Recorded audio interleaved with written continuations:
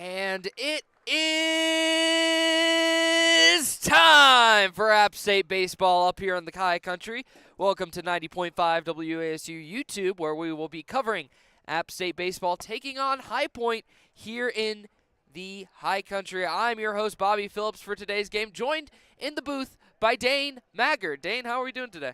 I'm feeling good. This is my first baseball broadcast. I'm glad to have this opportunity here with you, Bobby. It's going to be an exciting game today versus the Panthers. I'm looking forward to some dingers from Juan Correa and some great pitching. But High Point, they're a great team, and we're really going to need to pull through and try our hardest for this win. It definitely will be an interesting one indeed. Looking a little bit back on February 18th was the last time these two teams matched up this season. This will be the second and last time they face off. On February 18th, this one was at High Point. Mountaineers fell short in a high-scoring 7-13 run game where we saw them fall short, especially in a late surge by the Panthers. But going into today's game, Mountaineers are at home. We'll see if they're able to bounce back at it. We're going to go over the starting lineups really quickly, looking at the App State Mountaineers. Starting off at right field, number 11, Dylan Moquin, followed up at second base, number 6, Joseph Zamora. At first base, number 34, Cam Miller. At catcher, number 27, Braxton Church. Designated hitter for today's game is the one, the only, number 42, Juan Correa. At shortstop, number 5, Tyler Lichtenberger. At third base, number 7, Tyler Figueroa. At left field, number 8, Riley Luft. And rounding out the lineup for the Mountaineers, number 3, Charlie Evans will be in center field. Now, looking at the starting pitcher for the Mountaineers, we have number 4, Jack Zhang, who will be making his second appearance for the Mountaineers so far this season. He's only pitched about 1 inning so far for the Mountaineers. Had a start a couple of weeks ago. We'll see how he does in today's game against, I don't know if it's necessarily a rivalry game, but definitely a heated matchup. Oh, yeah. I'd like to see how this young pitcher, Jack Zhang, is going to do.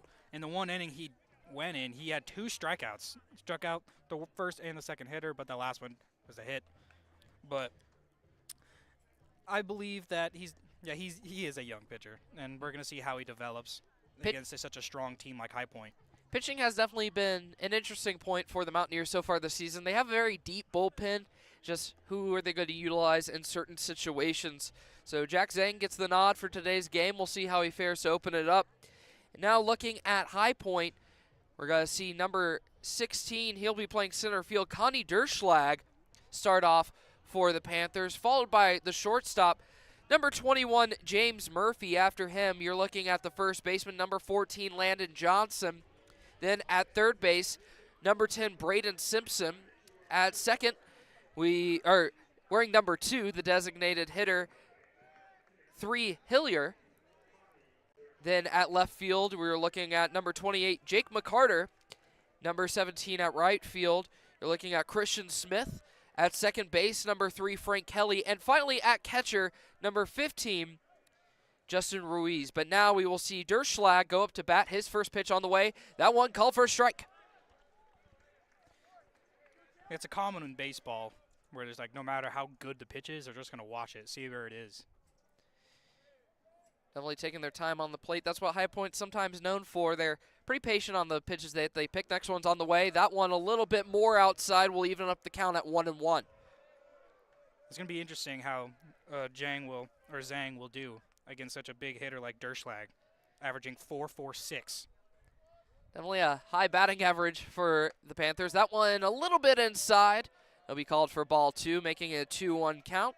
Sun's out here in the High Country. Saw a little bit of rain before the game started, but does knock on wood. Hopefully that won't be an issue later on. But decent crowd here at Jim and Betty Smith Stadium. As the next one's on the way, that's swung up towards center field. He'll shoot the gap and go towards Charlie Evans in center, and we will see Derschlag advance to first. Yeah, that was a clean down the middle. Great contact. Straight to center field for a base hit. So now we'll see Derschlag go to first base as James Murphy now up to bat for High Point. Murphy averages .216. He's a senior. He's a righty. Looking to advance Derschlag. Zhang winds up the pitch. Looks towards first base, doesn't go there. We'll throw the pitch on the way. That one called a little bit low and inside for ball one. Zhang gets on base around 42% of the time. So we'll see if he's able to up that right here. Runner on first, 1-0 count. Still 0 outs on the board here at the top of the first inning. Next pitch on the way for Zhang. That one outside once again, called for ball 2, 2-0 count. Yeah, Murphy's having great vision here, not going for anything that's not in the strike zone.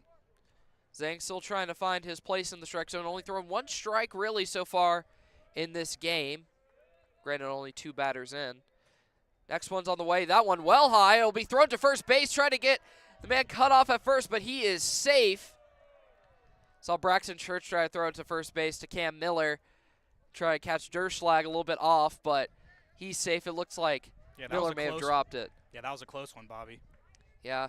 I believe if Miller held on to it, he might have been able to tag him out right there. But instead, we'll see the 3-0 count. Pitch on the way from Zhang. That one low once again, and now it's 1, 2, 3, 4, and a walk for the Panthers, as now they have a runner on first and second. Yeah, this is a rough start for Zhang. Was at 2-1 first time around. Got a base hit, but then it's just a 4-0 walk. Definitely not the start you want to see, especially a guy not as experienced on the team, trying to find his footing. You really want to get some more strikes, some more outs on the board early, as we'll see Landon Johnson up to bat for High Point, the lefty batter. That one goes well inside, and that'll hit him, and it'll load the bases, as that'll walk him to first base. So another wild pitch from Zhang will load it up. Yeah, this is not the start you want for a pitcher that's only in their second game starting. And especially next up, Simpson, who has a really good batting average of .343. As Dane mentioned, number 10, Braden Simpson up to bat. We saw some words from shortstop go to Zhang, give some words of advice. Yeah, we'll see if that'll help him calm his nerves maybe a little bit. Looks a little bit jumpy there on the mound. He's looking at his pitch monitor. Yeah, he's trying to get something that's not right down the middle. He's looking to make either a pop fly, a ground out for hopefully a double play, or just trying to deny that RBI. Crucial right now for the Mountaineers if they don't want to get in a hole early. Bases loaded. First pitch on the way. That one well high and outside for ball one, making a 1-0 count. Still 0 outs on the board if you're just now joining us here in the High Country. Zhang needs to make an impression with this batter right here. If he gets another person on base, the manager might give him a couple words.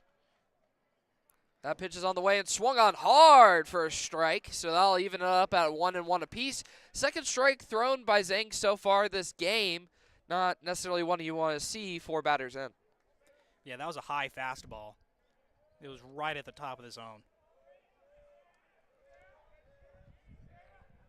Next pitch on the way for Zhang. That one is low and away, and that'll be called for ball 2, 2-1. Strike count. The umpires in the Sun Belt are kind of known for a narrow strike zone when batters are up to plate, so definitely an impact on some of the pitchers. Causes a lot of walks to sometimes happen. Next pitch on the way. That one high once again. Now make it a 3-1 count. Simpson can have his pick of a pitch. Bases loaded here in the High Country. We'll see Johnson on first, Murphy on second, Derschlag on third, as now Kermit Smith and the crew are going to go to the mound to talk to Zhang as the bases are loaded. Dane, what do you think really needs to happen right here for the Mountaineers? Zhang is very nervous, I can tell. It's his first start against a great team like High Point. The manager, I don't think he's going to take him out. I really don't. I think he's going to stay up there for at least another inning after this. But if people keep getting hit, walked, or even having a singles on, I don't really think he's going to stay out there for much longer. Yeah, we'll see if they're able to minimize the damage as they're still talking up there. It looks like he's talking a little bit also to the training staff.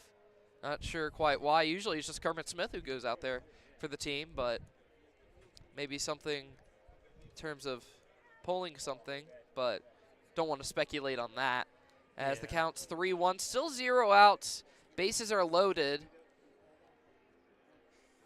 And Dane, it looks like they might be pulling him. I'm not sure. The umpire's going towards the bullpen. If he's going out already, this is not a good look for Zhang. But another chances like this are other chances to learn. And you can guarantee that he's going to take this particular experience and put it into training. We'll see how he's able to learn and who the new pitcher is after this break right here on 90.5 WASU YouTube. But before we go, once again, bases loaded. 3-1 count, 0 outs here in the top of the first inning here in the high country. 90.5 WASU FM YouTube.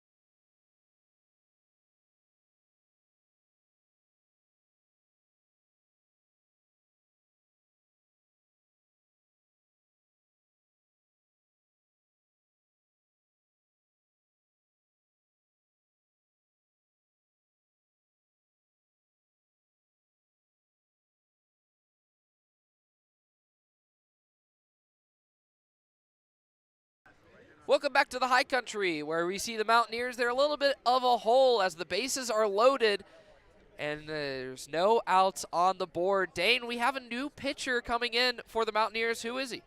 Yes, unfortunately, Zhang, he couldn't get the job done, so they subbed him out for freshman Connor Barazino. He's a right-handed Barazino, sorry. Yes. He's a right-handed pitcher. He currently has a win-loss ratio of 1-2. He's pitched 11 innings, 17 hits, 14 runs, and about 12 strikeouts. Then he has an ERA of 9.53. And that ERA is a little bit inflated because Barazino's been brought in a couple other precarious situations for the Mountaineers, and even though he might give up a run or two, he's really good at damage control, and that's exactly what we're seeing right here. With 3 guys on base, you really want a guy who's able to clean it up. Obviously, in a perfect world, you don't give up any runs at all, but you'll take 1 or 2 runs over 4. Yeah, it looks like I can see Barazino has a little bit more velocity than Zhang had, but that's just from my point of view up here.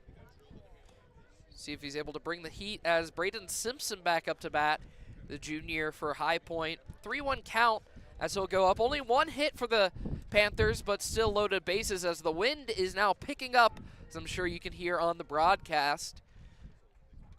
This wind is brutal, It especially is. in the mountains. It's not as bad as another game I called with our friend David Katzenmeyer a couple weeks ago in February, Ooh. but it's still chilly out here. So Barazino sizing up his first pitch on the way.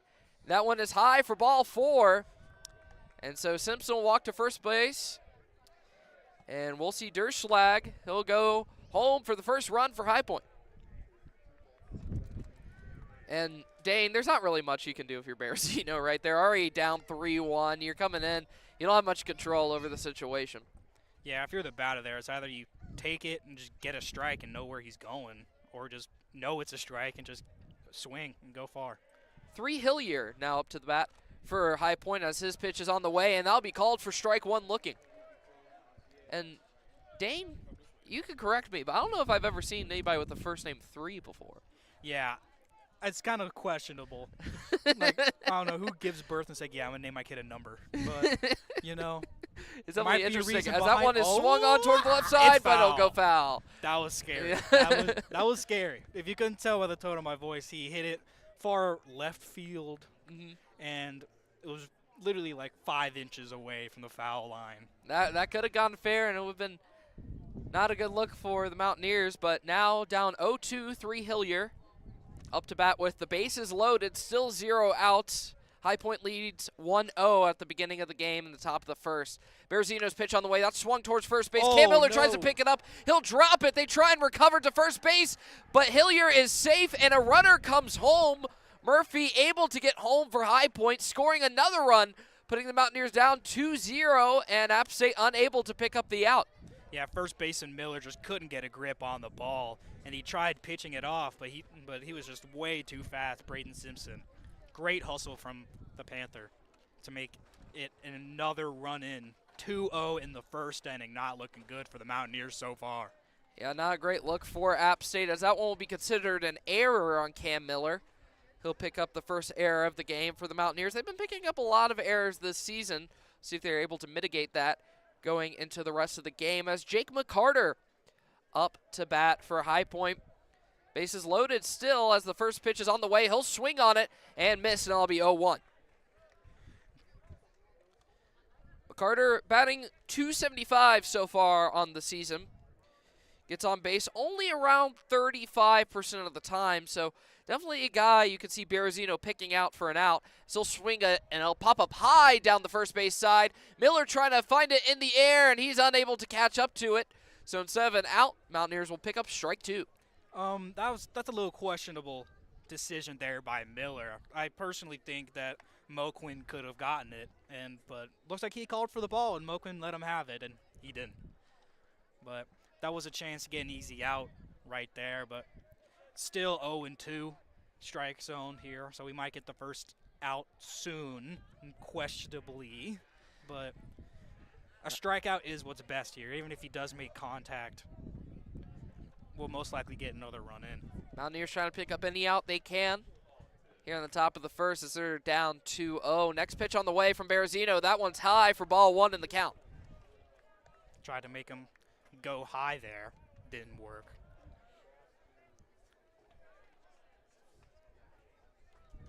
Jake McCarter has an average of .275. Fairly average. His pitch on the way. That's swung up towards center field. Charlie Evans running after it. And that one is gone. And that's a grand slam for the Panthers as they'll round the bases and put them up 6-0 early on over the Mountaineers. Knock me down. There you go. But straight in the gap. That was a beautiful hit. Pitching-wise, Mountaineers are having a rough day. It definitely is a struggle right now for the Mountaineers, but the good news now for Bearzino, he doesn't have to worry about anybody on base with this next batter. That's true, but his ERA just got inflated higher. Yep, and that will be 6 runs early on in the top of the first. Still nobody out for High Point, so Mountaineers still trying to figure it out. As we'll see Christian Smith go up to bat, the lefty batter. We see Lichtenberger, shortstop, going very far right. We'll see the shift as Smith does a check swing, but it'll be a strike anyway, and that'll be 0-1 count. I swear I heard a little chip in there, a little metal, ding, little tiny metal. So 0-1 count, 6-0 the score, still 0 outs. Nobody on base right now. Next pitch on the way for Smith.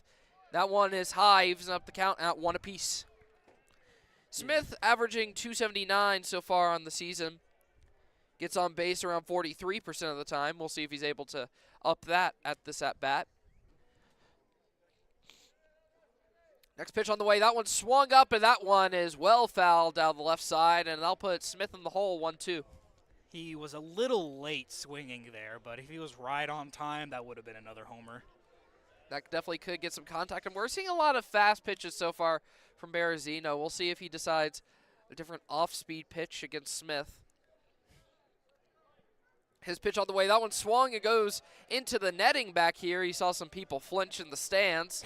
So that'll keep the count right where it was at 1-2. Yeah, thank God that net's there. Or else the camera person would not be having a great day. They would not, Dane. So glad that they're all right. This is Smith, the redshirt junior, still up to bat. That one is swung and is chopped up to the right side. We'll see Zamora pick it up, throw it to Miller, and that will be out number 1 for the Mountaineers. Yeah, that is the first out, but Zamora was very slow on that. A second later throwing it, and he would have been safe. We got to have more hustle there, especially when we're down 6-0. Definitely a close one indeed, but still able to pick up the out for the Mountaineers. Zamora to Miller to get out number 1. So still score is 6-0, but finally an out on the board for the Mountaineers as Frank Kelly now up to bat for High Point.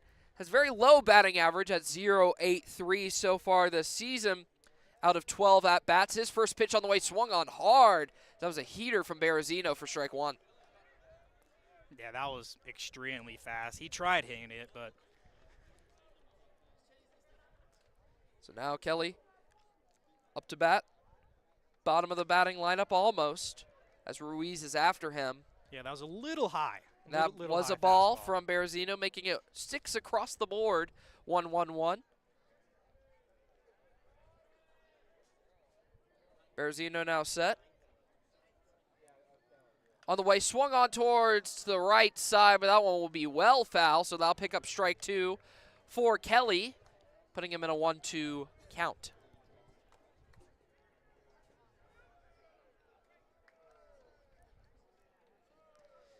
Crowd still filing here into Jim and Betty Smith Stadium as more and more people pile in. This pitch on the way, that one's outside for ball 2, so 2-2 count. But as I was saying, Dane, there's a lot of people here to support the Mountaineers. We've been seeing some good crowds so far this season. Yeah, it's happy to see the Boone community supporting their athletics. It's not always just football, you know? Oh, yeah. Next pitch on the way, that one swung on, and that one will be caught swinging for Kelly as that'll be strike 3 and out number 2 for the Mountaineers as they're trying to still get out of this inning. Yeah, that's the first strikeout of the day for the Mountaineers, and that has to be a chemistry changer for at least a little bit. We'll see if it's able to give him some momentum as Justin Ruiz now up to bat for High Point, the catcher, the sophomore from High Point, batting .304 so far this season.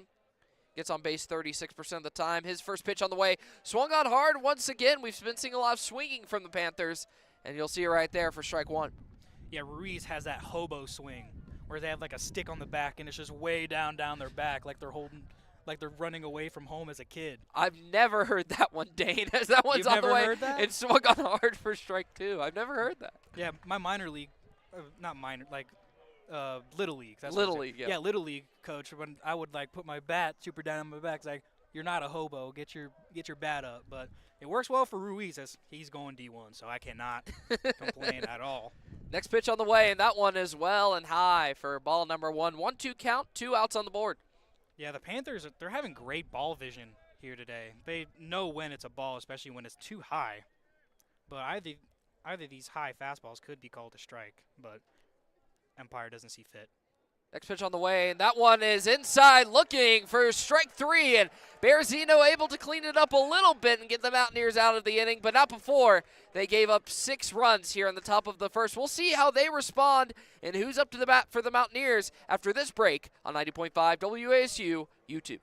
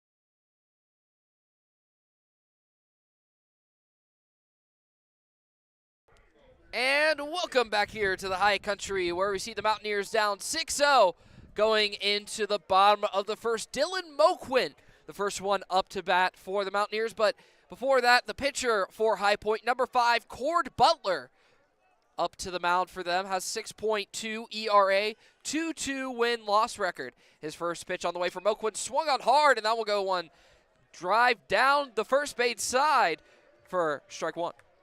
Yeah, great, good first swing there. Just a little foul. So Moquin will go down 0-1. Moquin has an average of 305. Decent hitter. Next one on the way. That one's a little bit outside, evening it up at 1 apiece on the count. But you're right there, Dane. He's not necessarily always the one to make those big highlight plays or those big grand slams, but he's really good at getting on base for the Mountaineers. Has a 50% on-base percentage.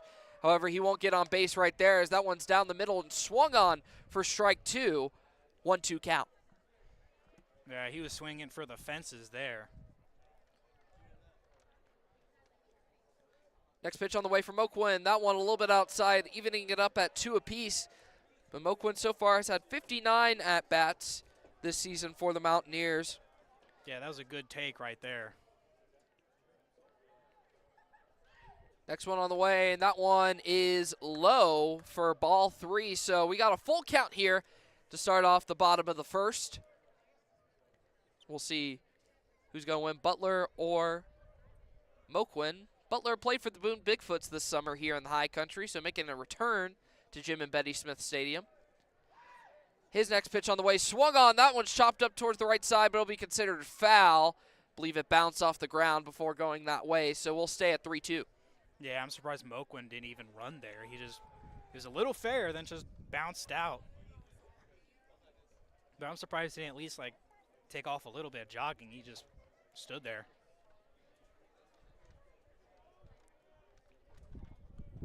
But still 3-2.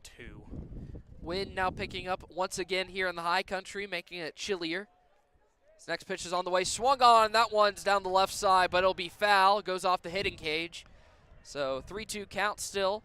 In the top of the first, no outs. Moquin still at bat. Right on top of the Don and Pat Phillips facility. Great last name right there. Oh, yeah.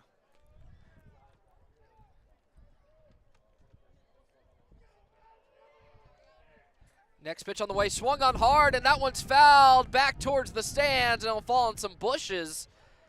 Keeping it at 3-2 for a second, Dane, I thought was coming our way. Oh, yeah, for sure. But he's staying in this. Multiple fouls. But it's good to see him have some fight in this game. So definitely staying alive at the plate. As once again the pitch is on the way, swung on, and once again foul, Dane. This at-bat will never end. Yeah, he's making Butler work for it. That can definitely make him shaky early on in the game. Starting out, already getting your pitch count so high off of one batter isn't how you want to start the game. So we'll see if that rattles him on any future hitters. So he'll wind up for the next pitch. And that one is low, and that'll be a walk. So the war is won by Moquin, and he'll take a waltz to first base. Great plate vision there by Moquin. He knew where the ball was going. He wasn't going to take his chance. But that was right outside on the left side of the batter's box. But next up, we have Zamora. He's a senior who's averaging .310. He's had 27 hits and 1 home run. Zamora, definitely an electric player for the Mountaineers on the field and while hitting. So really exciting to see him play at times. Moquin now at first.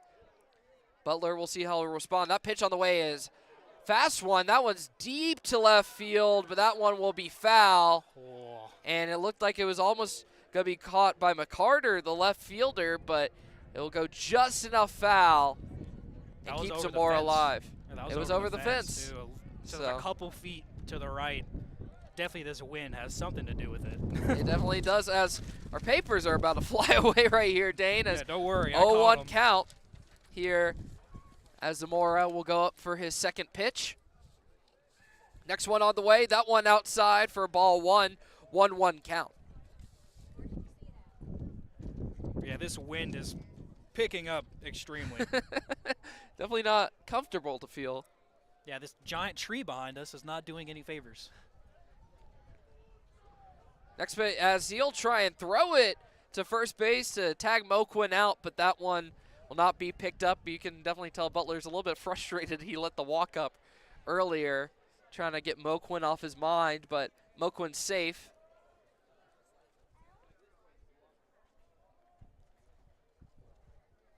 Next one on the way from Butler. That one will be caught looking for strike 2, 1-2 count. So we're here in the bottom of the second inning. Still 0 outs. Dylan Moquin on first base. Joseph Zamora up to bat for the Mountaineers. 6-0 High Point leads.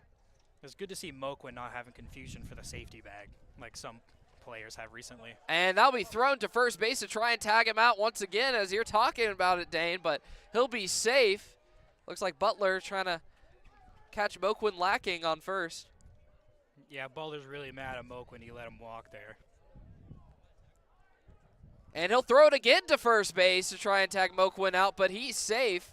I believe he has one more of those before it turns into a balk, I believe. We'll see what they call, as you can hear some fans chirping from the stands. They're not happy the amount he's throwing it to first base, as now he'll throw it towards home, and that one well high for ball 2, 2-2 count.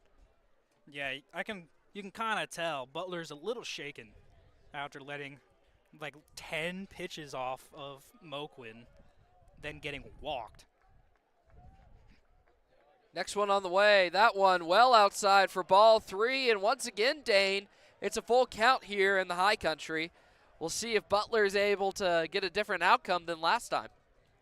Yeah, Butler, he's trying to get everything in his package here. He's trying his hardest, but the plate vision by both teams are just great today.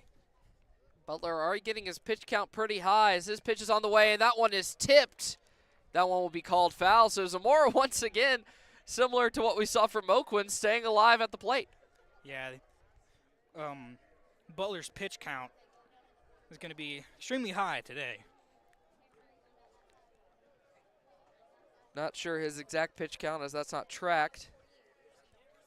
But it's definitely well over 15, only through 2 batters, as that one's foul. Once again from Zamora to the left side, out towards the woods. So that'll be a souvenir for a deer, maybe. Yeah, Ruiz almost had the Mountaineers an electric bill as he almost hit the lights.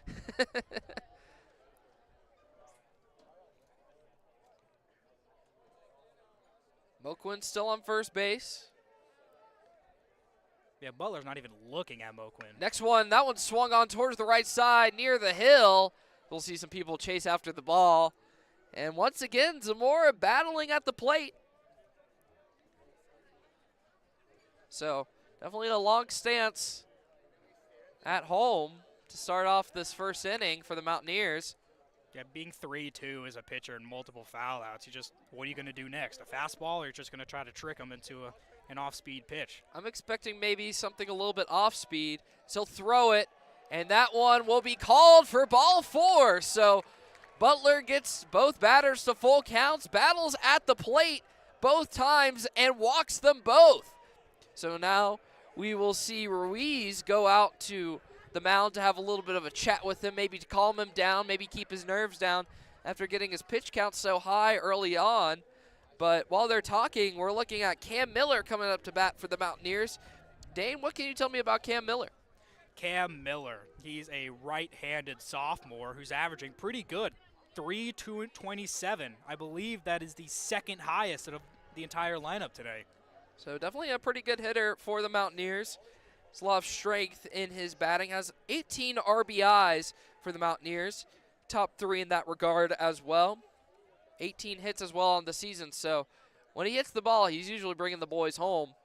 As the first ball is caught looking for strike 1. The fans obviously do not agree, if you can hear the yelling.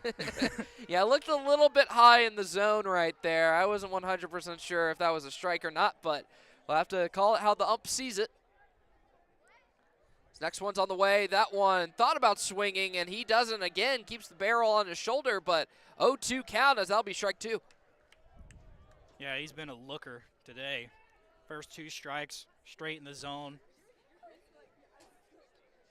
Got a runner on first and second with Zamora and Moquin. Still 0 outs on the board Cam Miller, 0-2 count. His pitch on the way. That one swung on towards the left side, but it'll go foul, so he'll keep the count where it stands. Yeah, that call could have went both ways. It went right over the bag, but refs decided it went foul. But if that was fair, that would be a pretty decent RBI single. But looking for another chance, this is a moment where a lot of big hitters strive. Butler now set his pitch on the way. That one low and away for ball one. Looked like it could have gotten past Ruiz almost. We've seen some runners scrambling, but he's able to keep it in the field of play, so it'll be a 1-2 count. Now Miller has had 5 homers this season. That one is outside once again, 2-2 count. Now evening it up. Cam Miller coming back in the count, Dane. Cam Miller is pretty even. 2 balls, 2 strikes, 0 outs with 2 people on base. Cameron Miller was looking for some type of at least a base hit here. Butler's pitch on the way. That one swung on towards the right side, and it will almost shoot the gap, but instead it is dropped by the second baseman in Kelly. It looked like an easy out to get Cam Miller, but he drops the ball, and Cam Miller advances to first. And it seemed like it was going to be a pretty easy out, but it looks like Kelly just underestimated how powerful that ground ball was, and he could not get it in his glove and grip. Not a great look right there from the Panthers, trying to get their first out of the game, but that'll be picked up as an error on Kelly. And now the bases are loaded for the Mountaineers as Braxton Church up to bat for App State, the lefty. Braxton Church averaging .280 as a lefty senior. First pitch on the way is called for ball one.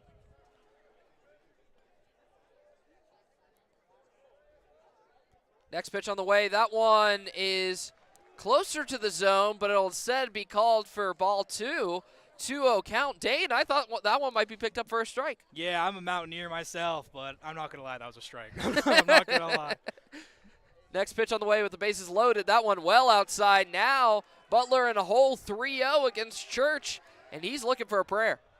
Yeah, I don't think Butler's going to walk, at least going to try to walk him here.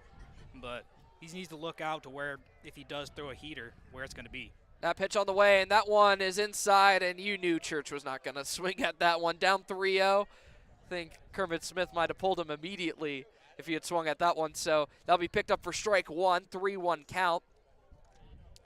Next pitch on the way from Butler, picking up the pitch speed. That one swung on. It'll go up towards center field, and we'll see the Mountaineers come home. You'll see Mo Quinn, and everybody else will stay where they are.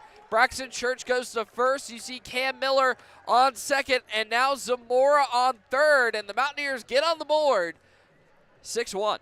That was exactly the type of play he was in pitch he was looking to get. 3-1 ahead of the lineup, straight down the middle, and just sent it to center field on the Appalachian State logo. I personally think Zamora could have went home, but he decided to be safe still with no outs and try to get another RBI opportunity here. As Dane mentioned, 0 outs, bases loaded as Juan Correa up to bat. As Butler's first pitch is on the way and outside, but Dane, Juan Correa is the last guy you want to see in this position. So far on the year, has 24 hits and 9 home runs, as he'll swing on that one, and it'll be tipped towards the right side for strike one, since it'll go foul. But as I was mentioning, 9 home runs so far on the year, lots of which are in big moments and big momentum shifts for the Mountaineers. Yeah, Juan Correa, he's a great new addition to this team. Pitch on the way for Correa. He'll swing on it, and that'll chop up to the left side for strike two. It'll go foul. So 1-2 is the count. Still 0 outs on the board. Yeah, earlier the shortstop was actually going near the second base area, but looks like they switched up the strategy and just going into their normal spots. Pitch on the way for Correa.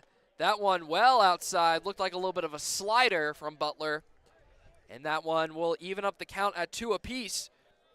But Correa batting around .324 on his batting average. Gets on base around 40% of the time. This pitch on the way, that one well low in the dirt, making it a full count once again for Butler, who's been seeing a lot of these so far in the game. Yeah, Butler It's been a tough inning for him. Bases loaded with no outs still. Next pitch on the way for Correa. That's swung on hard towards the left side, and it'll split the gap. We'll see Zamora come home, and Kent Miller is running in, and he'll be safe as well. And now Mountaineers tack on 2 more runs, making it 6-3. 2-run RBI single there for Juan Correa. These are the moments that he thrives to be in, and he delivers. So Juan Correa, as Dane mentioned, another big time as we'll see a mound visit for the Panthers. You can feel the pressure building right now on Cord Butler and the frustration on his face. Yeah, but I was wrong last time, but they literally have had no one in the warming up area for the pitchers, so yeah. I don't think he's going to be out. I see them now sending a couple people to the bullpen. We'll see if... Yeah, they're sending him. They're getting ready for the next inning. But yeah. I think they're going to let him finish out this inning. If not, if he can get a couple outs before another couple of runs go in. Yeah, they'll definitely keep him out for right now because you'd rather keep Butler in than put in somebody just ice cold. But so after that big hit from Juan Correa, tacks on 2 more runs on the board for App State. So after they gave up 6 runs at the top of the first, they're reapplying the pressure by picking up 3 of their own so far here in the bottom of the first. Still 0 outs. They'll keep Butler out there as we expected, Dane. But here is a new star freshman for the Mountaineers, Tyler Lichtenberger, or Litch, as his teammates like to call him. He'll be up to bat. Lichtenberger, so far no home runs on the year, but so far 18 RBIs, batting .403 so far on the year, and a 48.4% on-base percentage. His first pitch is on the way and called for ball 1. Yeah, Lichtenberger having the highest average out of all the lineups today. But Butler, he needs to get something going, or unless like Zhang, another starting pitcher is going to be out in the first inning. We'll see if they decide to pull him as that next pitch is on the way and tip foul on the right side, evening it up at 1 apiece. And as I mentioned, a runner on first and second. On second base, you'll see Braxton Church. On first base, Juan Correa, both picking up RBIs early on here in the game. Great to see from back-to-back hitters. But App State, they've answered well with how terribly bad that top of the first inning went. Not a lot of teams can respond that way. Next pitch on the way. That one swung on and tipped foul towards the right side, so that'll be 1-2 count. But you talk about that, Dane. We've seen this a lot from this Mountaineer team is they bend, but they don't break. And just when you think that they're really getting to that breaking point, they're able to respond to these teams that put them in the hole. They're really great offensively. Defensively, they might have to clean a couple things up. But you know one thing is App State's going to be somewhat dangerous when they have the bats on their shoulders. Next pitch on the way. That one swung up towards the middle. It'll shoot the gap once again. We'll see Braxton Church go home. Juan Correa going towards third, and Church will score the 4th run of the game for the Mountaineers. It's a 2-run ball game, folks. If you thought it's 6-0 in the first, this game's going to be boring. Well, you're wrong. It's 6-4. So Mountaineers reapplying the pressure as mentioned before, Dane. So 6-4 is the score. Now runners on the corners. We'll see Juan Correa on third and Tyler Lichtenberger on first as Tyler Figueroa will step up to bat for App State. Still 0 outs on the board for App State. Critical thing to think about as High Point's trying to get out of this inning. Figueroa so far, .286 batting average. He's had 26 hits on the year so far, and that one was a moonshot from Butler as it was well high, and that'll be called for ball 1. Bobby, if you're Lichtenberger, are you going for the steal, or are you just playing it safe since there's no out still? I think you play it safe. You're on a roll. You don't want to mess up the momentum. I think that might cause a couple of things. That one swung on hard from Figueroa, evening it up at 1 apiece. So if you're just now joining us right here on 90.5 WASU YouTube, bottom of the first inning, Mountaineers are down 6-4, but have built a lot of momentum so far. Next pitch on the way. That swung on towards the right side. Picked up by Kelly. He'll throw it to second. They throw it towards first. And they will not pick out the out on first, but they will pick off Lichtenberger at second for the first out of the game, but not before Juan Correa was able to run home for the score, narrowing the lead to 1. is now number 8. We have Riley Luft. He's averaging 2.78 as a freshman, working his way up the batting list. Riley Luft and Tyler Lichtenberger, the two big stars for the Mountaineers so far this year on the freshman team. So they've been causing a lot of noise. Riley Luft has had some electric catches out in the outfield as he'll swing on it. He'll go towards the left side, picked up by the shortstop, thrown towards first, and that will be a double play to end out the first inning. But the Mountaineers should not be ashamed of themselves because after going down 6-0, they were able to pick up 5 runs and answer back against the Panthers. We're going to take a quick break, but when we get back, Dane Maggard will be on play-by-play for the next 2 innings, and we'll see how the Panthers respond right here on 90.5 WASU FM YouTube.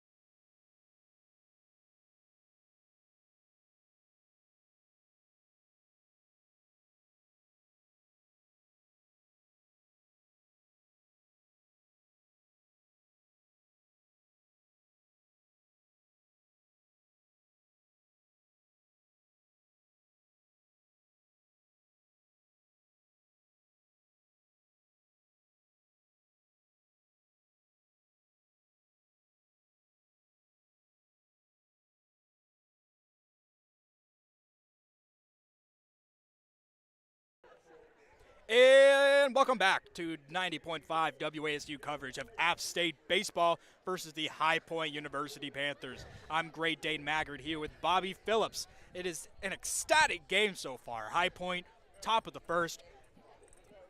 Bases loaded almost instantly, then a grand slam hit to make it 6 runs. But App State, they saw that and seeked revenge. They have 5 of their own runs, making it a 1-run game, 6-5. But we have Berezino pitching for App State, and right now we have Connor Derschlag.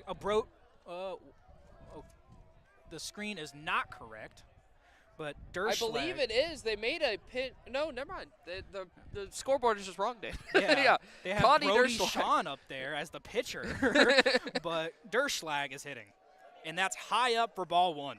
Derschlag, last time he was up to bat, was able to get a single and get on first base. Was able to start it off for the Panthers. Eventually was brought home for a run. So Ari back to the top of the batting order for the Panthers only in the 2nd inning. Pitch is off. It's high again. 2 balls, no strikes, no outs. This is the exact story we saw last inning, Dane, where Mountaineers just get in a hole pitching and they really try and just dig out of it. You want to be able to pick up some more strikes earlier on in the count and build that confidence. And that's strike 1, 2-1.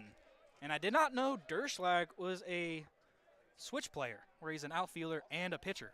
I did not know that. You see a couple of those in college, not as common in the MLB, but in college baseball, you sometimes see some guys who pitch every now and again. We'll see if he makes an appearance on the mound.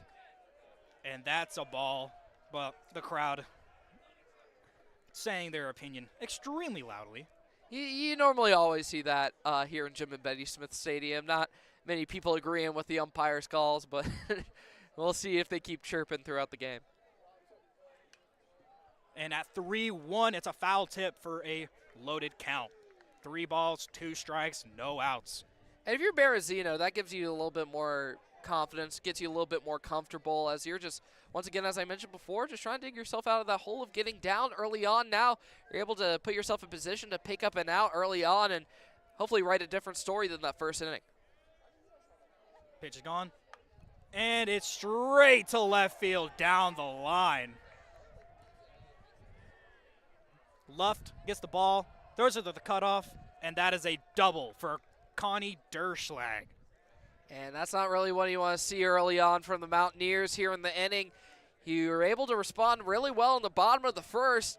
Don't make yourself have to respond again. And now that was just such a deep drive to left field. That was a really easy double from Durschlag. Now he's in prime scoring position, so see if the Mountaineers are able to mitigate the damage, but Berezino has to be careful. Up next is James Murphy up to bat, looking to bring Durschlag home with any type of hit to the outfield. Murphy last time up to bat was walked to first base. We'll see if he has to fight a little bit more as plate appearance.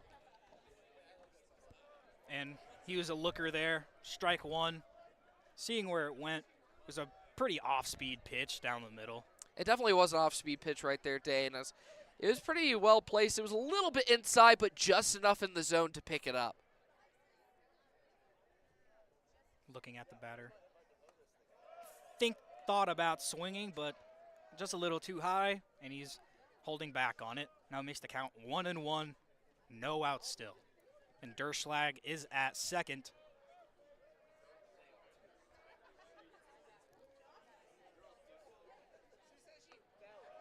And that's inside for a strike. Now 1-2. And now you're in a way better position if you are Berezino than the last at-bat. You're up 1-2. You can really pick whatever pitch you want right here.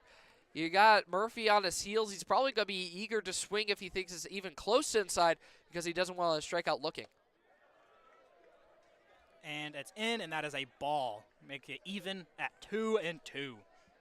Berezino maybe going to try an off-speed pitch here near the inside. And the thing with Berezino, he can throw the fastball, but he's not completely accurate. But once he goes to those off-speed pitches, Dane, he's really accurate in his placement. And it's a foul tip at the fence, and the cameraman almost got hit, but he dodged it pretty quickly. But I was just saying, Dane, when he throws those off-speeds, he's able to really place them very beautifully. We were talking about that one pitch inside that was called for a strike. That's what Berezino can do. He's a lot more finesse than he is power. And he's a very technical player up there on the pitching mound. We'll see if he's able to pick it up here. And it's another at left field, right at the line, and it's gone! It is a homer for a 2-run homer, as it'll bring the score 8-5. And Dane, early on, it's a scorcher here in the high country as both teams are really high scoring already to 8-5. That's a final score is what you normally see, but a great home run there from Murphy and rebuilding some momentum for the Panthers. Yeah, Berezino, he looked at that taunt after he hit home plate, and he wasn't happy, but he's just staying there trying to stay locked in. But up next, we have Landon Johnson averaging .386. He had a hit by pitch last time he was up. He wasn't even really able to see a regular pitch. He got hit immediately, Dane. And almost hit again. Almost jinxed it there, Bobby. Maybe he has a magnet that we don't know about that brings the ball in. But Maybe. He almost got hit right there. It was kind of crazy. Maybe. And it's foul, and it's almost to us. I thought we were going to get it right there, Dane. Sorry, I was used to talking to Jordan about that, but I thought we were about to get the legendary foul ball to the booth, but we didn't get it right there. And I want to make that ESPN highlight just of catching it midair. I was getting ready to catch it. And another fly ball, and no electric expenses will be paid today, as it's a foul ball and will not hit the light. But now 1-2 in the count. Berezino has to be really careful. You've already given up 2 runs, still 0 outs. You really want to make sure you place this well. Winding up the pitch now. And it's a little high. And it is now even, 2-2.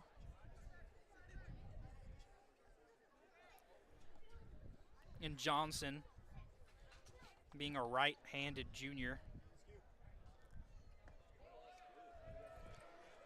And it was in there. It was a little questionable. It could go either way, ball or strike. And Bobby believes, as the hand emotion, that it was indeed a strike. But it's now a loaded For me, count. it looked like a strike, Dane. But we'll see. We'll go with what the umps say. And another foul ball hitting our way.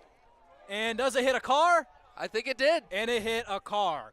But it's okay. I know windshields are broken, just the bottom half. But whoever's GMC that is, I'd go check it out. But another loaded count, 3-2 with no outs. Already 2 runs this inning. Barazano needs to make a statement here. And it's a fly ball. Hopefully they can catch it foul. And it's right on the fence. But both sides of the field here, both on High Point and Appalachian State, having extreme battles at the plate here. Not going out fairly easy. Yeah, we saw it with Butler last time out when he was pitching for High Point. Just these long battles, they can really rattle a pitcher and not let them get comfortable. App State has to be really careful. They want Berezino to stay locked in. And that's strike 3. But catcher dropped it, and they go. Great Just sound in effects case. for the PA right there. But, yeah, that was Church amazing. dropped it. Very rare of him to drop a pitch like that. But great job from the Mountaineers and Berezino to be able to pick up that first out of the inning. Sometimes that's all you need to really get things clicking, and we'll see if it builds some momentum for the Mountaineers. Yeah, hopefully that'll take Barazano and have some type of confidence here after getting a dinger on him. But now Braden Simpson. And that's high.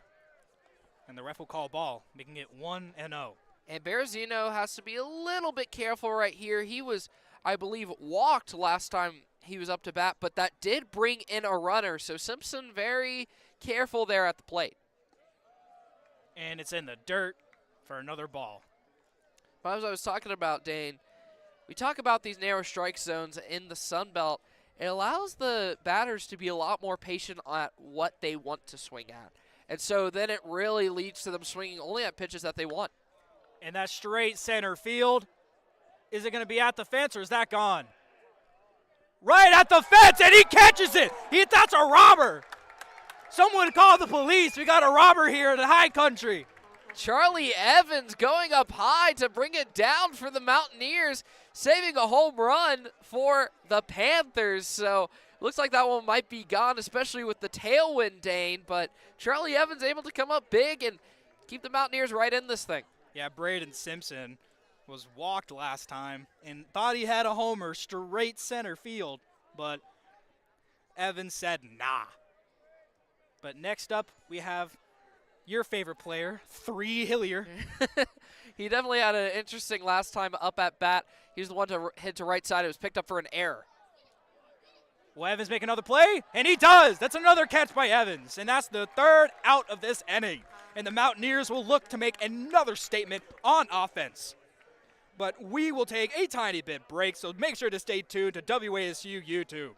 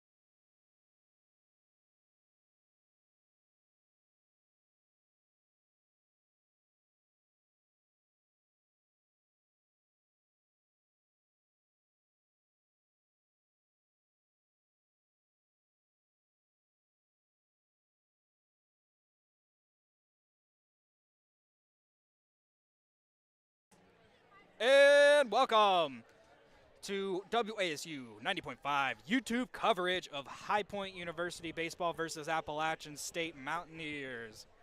The score right now is 8-5. Evans earlier had a robber of a home run straight center field.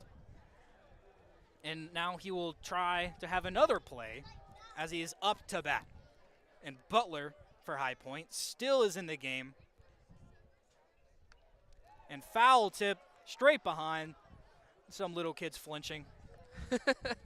Yeah, that netting right there definitely saves a couple of those things. But you were talking about Charlie Evans just now, right there, Dane. As I mentioned before, he had that robbery of a home run, but then had another great catch in center field to close out the inning, minimizing the damage from the Panthers. And that is a ball, making it 1-1 here. Yeah, Butler needs some sort of redemption here to stay in this game. And it's a swing and a miss, making it 1 ball, 2 strikes. But, yeah, Butler, I don't see him in the game after this inning as 2 High Point pitchers are in the bullpen. And that's a swing. Man, I thought I heard a little ding in there, but the umpire didn't, so I'll trust his word. But that is an out, strikeout for Charlie Evans. And Dylan Moquin, outfielder from Coral Springs, will make his second appearance here. He got hit by pitch, or was walked. He has an average of 305, and that is a strike, or strike 1. And I definitely don't see Butler staying in this game long, as you were talking about, Dane. You already got 2 pitchers in the bullpen. Definitely makes sense after giving up 5 runs at the first. And that is straight foul. Some troll in the woods will be happy. Put that under his bridge. But, yeah, as I was talking about, Dane, you give up 5 runs at the bottom of the first. Your coach has got to keep you in for a little bit, only to let the guys warm up in the bullpen. And that's to second base. Goes to the first, and that's out. Good ground out there. And Kelly with the throw to first there after having an error in the first inning. As you were talking about, Dane, able to clean it up a little bit more, and that's what you really want to see from your fielders as a pitcher, because if I remember correctly, Butler was starting to get it on track, and then you have an error at second base that really let things get off the rails for High Point. So you need your fielders to step up. Zamora up to bat. Takes the first pitch, and that's the ball. That one looked a little bit close to the zone right there, Dane. Not completely sure if it was a strike or ball or not. I feel like I say that a lot on these broadcasts, but that one felt very close. And that makes contact, but just foul on the first base side. And wow, Butler is mad. He got the pitch back from the catcher, kind of swung his arm and made the ball loose. That's not on the top 10 most humble moments of baseball. But you can definitely see his frustration from up here. Oh, yeah. And that is a ball. I was surprised, to be honest. These referees are having a strict strike zone today, making it 2-1, 2 balls, 1 strike. And that's on left field. And that's Homer! It's gone! What? That's gone? What? What? No, that wasn't. Come on, that wasn't out. Come on, that was it. That sucks. That sucks. If I'm Zamora, I'm pissed. I'm not going to lie.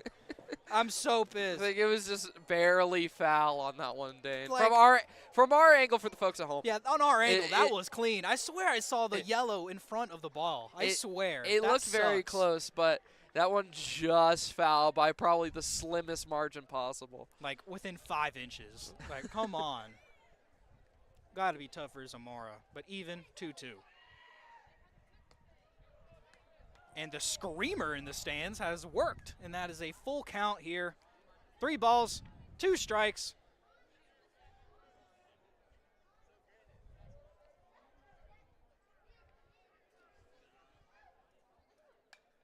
Another foul ball. A lot of very slim electric prices today. Yep. as there's a lot of souvenirs being given out during this game day, and as there's been a lot of long at-bats because these pitchers and batters have been battling, especially Zamora. I remember last time he had a similar situation. And he is walked. Zamora, after having a robbery of a home run from the wind, goes on base for a walk. And next up to bat, we have Cameron Miller. Last time up to bat, he was able to get on base only because of an error. We were talking about Kelly making that error at second base. That was because of Cam Miller's hit. Another foul hit by the net, making it 0-1. Cam Miller's one of those guys you got to be cautious about. We were talking about this last inning, Dane, of where if you're Butler, you really got to be careful not to put anything easy down the middle. You want to make Miller work for it if he is going to get on base, because if you give him that stuff up the middle, you might see that ball go out of this ballpark. And that is an outside ball, making it even 1-1. Cameron Miller has had 18 hits this season and 5 home runs.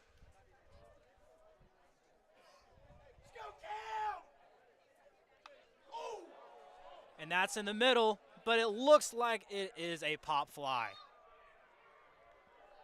And he catches it, and that's 3 outs for the High Point University Panthers.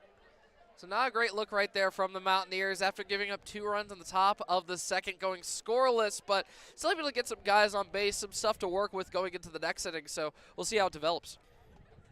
Yeah, that's got to be tough for Zamora. Almost had a homer, but we'll see you guys after this.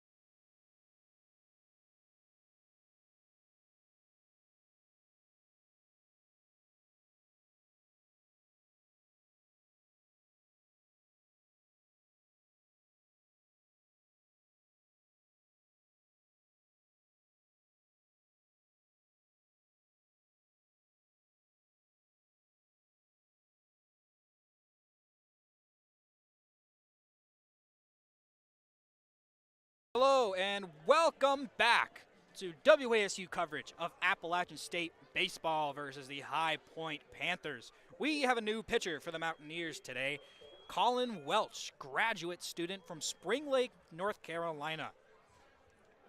And the first batter for High Point, McCarter.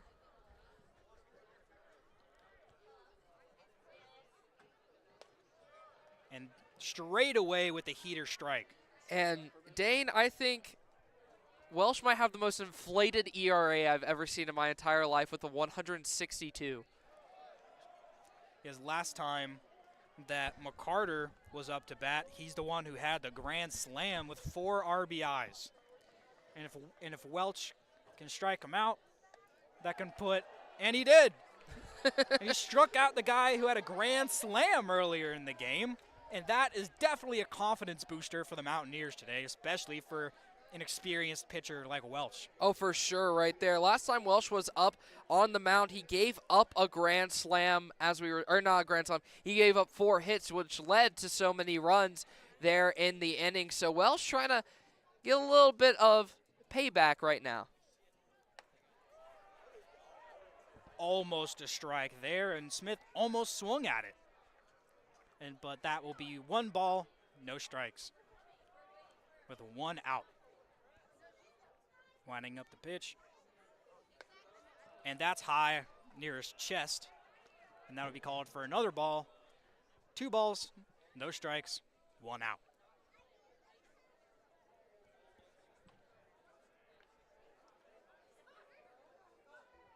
Pitch is there. And that's a strike. 2-1.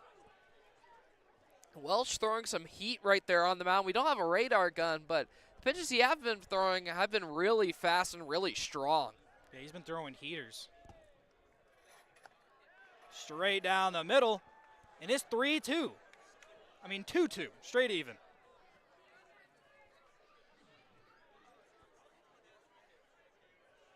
Welsh looking for an off-speed pitch here, I assume. And it's off speed, and it's straight to first base with the immediate catch. Cameron Miller with the line drive straight to him, and he caught it.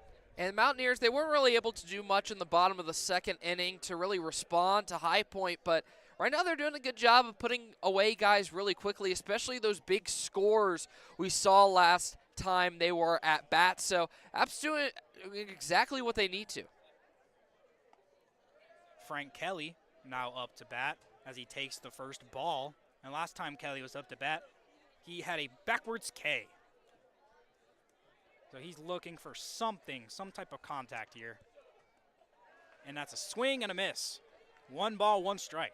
Yeah, and after striking out looking, you really want to make sure that you're doing your best to try and get that contact. He was keeping that barrel on his shoulder a lot last time at bat. And that's another swing and a miss. 1 ball, 2 strikes.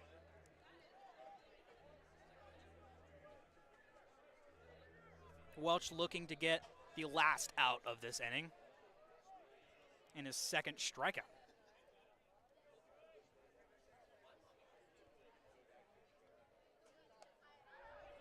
That is a questionable call, but I'll believe the ref. It is 3 balls, 2 strikes, but the scoreboard does not say it for some reason.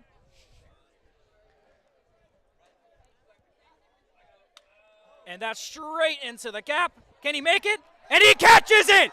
That's an amazing play! Evans with an amazing catch. He's put away both innings by great catches so far. He robbed a homer earlier, ran for an out for a fly ball, and now diving for the 3rd out. What seemed like a great hit into the gap.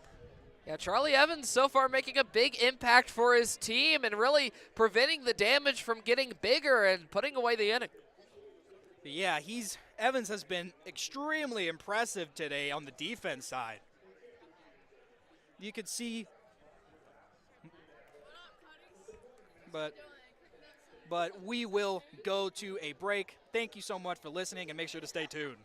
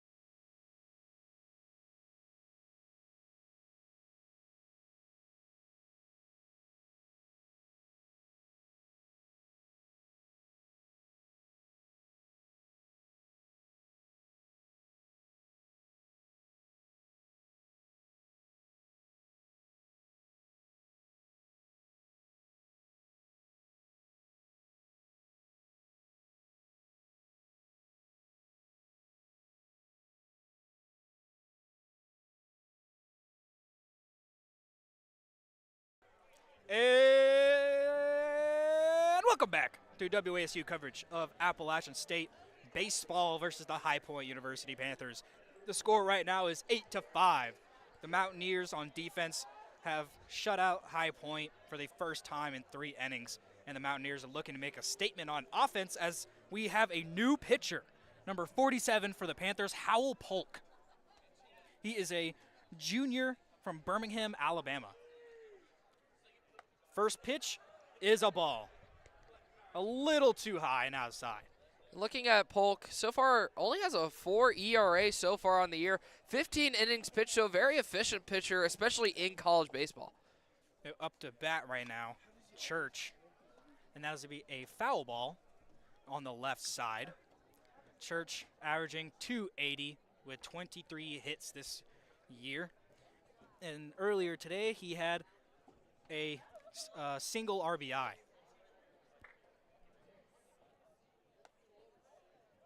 And wow, I'm not going to lie, that looked straight down the middle from my point of view, but the ref thought different, and it is 2 balls, 1 strike. Church very good at picking his pitches, very patient batter. And that's outside. Now 3-1 for the Panthers. Braxton Church looking for a strike here. And that is a fly ball to third base. And he's caught it. It's the first out of the inning. And good contact right there from Church, just unable to really make a big play as a result of it. However, earlier in this game, he already gave the Mountaineers a lot with that single he was able to bring home. So we'll see how the Mountaineers continue to do without Church being able to score right there. But now Juan Correa up to bat, the designated hitter for the Mountaineers today, looking to make another statement. And that's a fly ball out back. But last time that Juan Correa was up to bat, he also had an RBI single, but he had 2 RBIs, bringing home 2 runs to make it a closer game.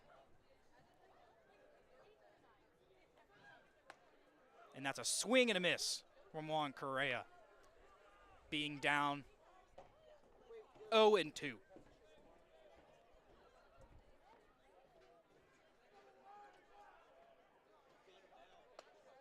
And that's a little outside. Juan Correa doesn't swing at it, looks at it.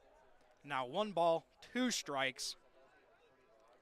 If Polk can strike out Juan Correa here, it'll be a good confidence booster. And that looks like it's a fly ball. It's foul, but will they catch it? And he caught it out of bounds. And that'll be the second out of the bottom of this inning. That's just unfortunate right there. You're really trying to get things going. You got away with going scoreless last inning out here, Dane, but App State really trying to rebuild some of that momentum. Yes, you're only down by 3, but you don't want that to expand to larger if you're unable to score. Definitely, Bobby. And up next, Tyler Lichtenberger. He looks at the first pitch, and that's ball 1. And Litch, another very patient batter, as he really likes to decide what he wants to do. Sometimes it's to his detriment, however, because you see him strike out swinging without swinging a lot. And that's right down the middle for a strike.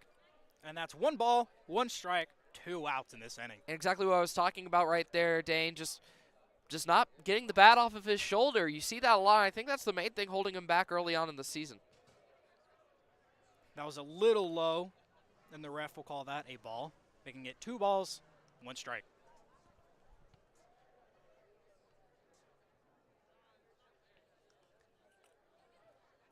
Polk winding up. And that's to second. He slides. Throws it to first for the out. He slid for that out, not trying to get another error there. But as the top of the 4th inning, the High Point Panthers will be on offense. So make sure to stay tuned for an ecstatic game.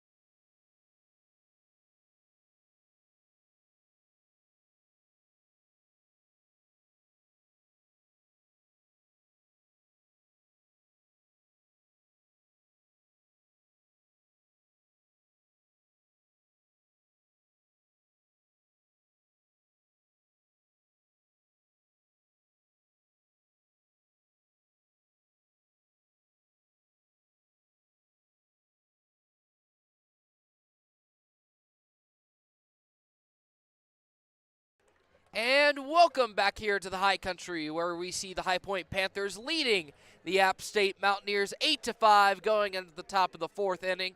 I'm Bobby Phillips taking back over for play-by-play for the next two innings from Dane Maggard, as we'll see Justin Ruiz up to bat once again for High Point. That pitch on the way, and that one's high and wild behind Braxton Church, but he doesn't have to worry since nobody's on base. And that'll be ball one. Colin Welsh had a lot of redemption on the last time out. And next pitch on the way, called once again for ball two. Colin Welsh still up pitching for the Mountaineers. Able to really have a shutout there in the top of the third. Next pitch on the way for him. That one called away, and now Welsh just found himself in a whole 3-0 count. Yeah, Colin Welsh, he's shook his head a couple times, getting a little frustrated, but it's the first batter of the inning. It's okay. Next pitch on the way. That one down the middle, right down Broadway. That'll be called for strike one as expected in a 3-0 count. But he needs to be careful with his next pitch placement because the batter loves being in a 3-1. Next pitch on the way, and he'll think about swinging it, but he won't. That'll be the smart decision as Ruiz will pick up ball four, and he'll walk to first base. Yeah, the Mountaineers are not having that amazing time at pitching today, but Colin Welsh has been the most successful of all the Mountaineers to pitch today.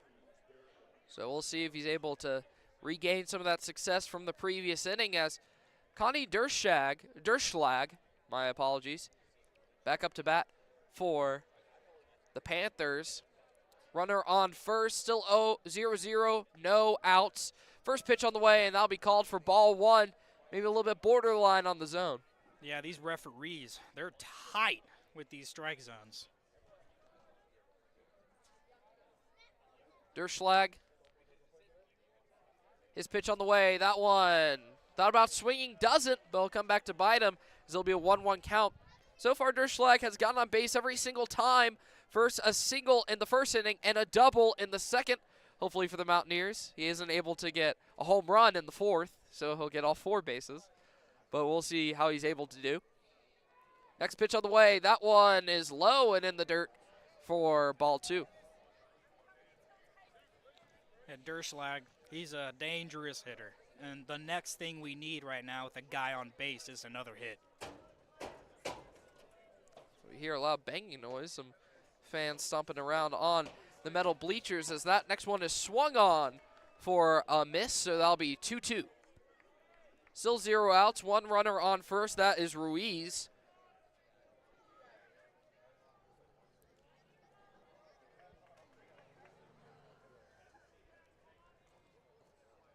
Next pitch on the way, that one is away, and Braxton Church thinks about throwing it to first, but he decides not to try and cut off Ruiz. Yeah, that's smart to not throw it there, but to pump fake it. Get him thinking twice about having a huge lead.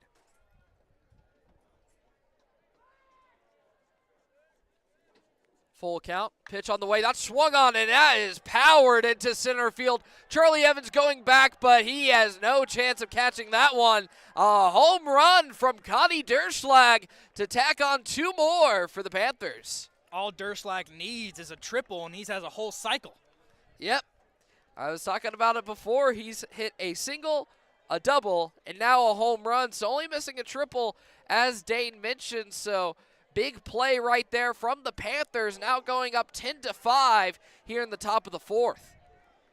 Yeah, the fans, a couple of them were not happy. He put he put up the little Panther sign when he was touching home plate, but great swing there, great contact, nothing more than a 400 dead center.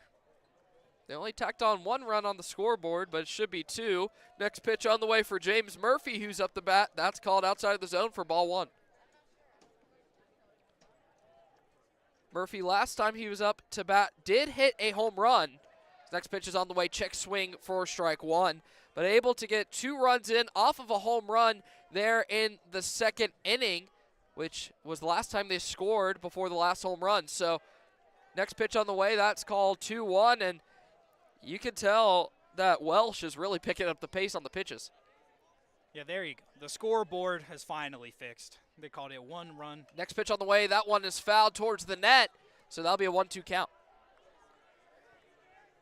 Yeah, if another run happen, we're going to have the 4th pitcher in 4 innings, and that's not looking good for App State.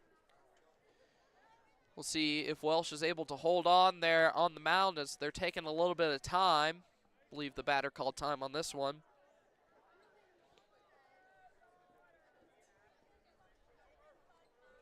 James Murphy up to Blatt.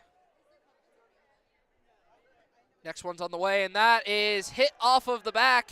And so James Murphy will get a free walk to first base as Welsh loses his composure a little bit and hits the batter.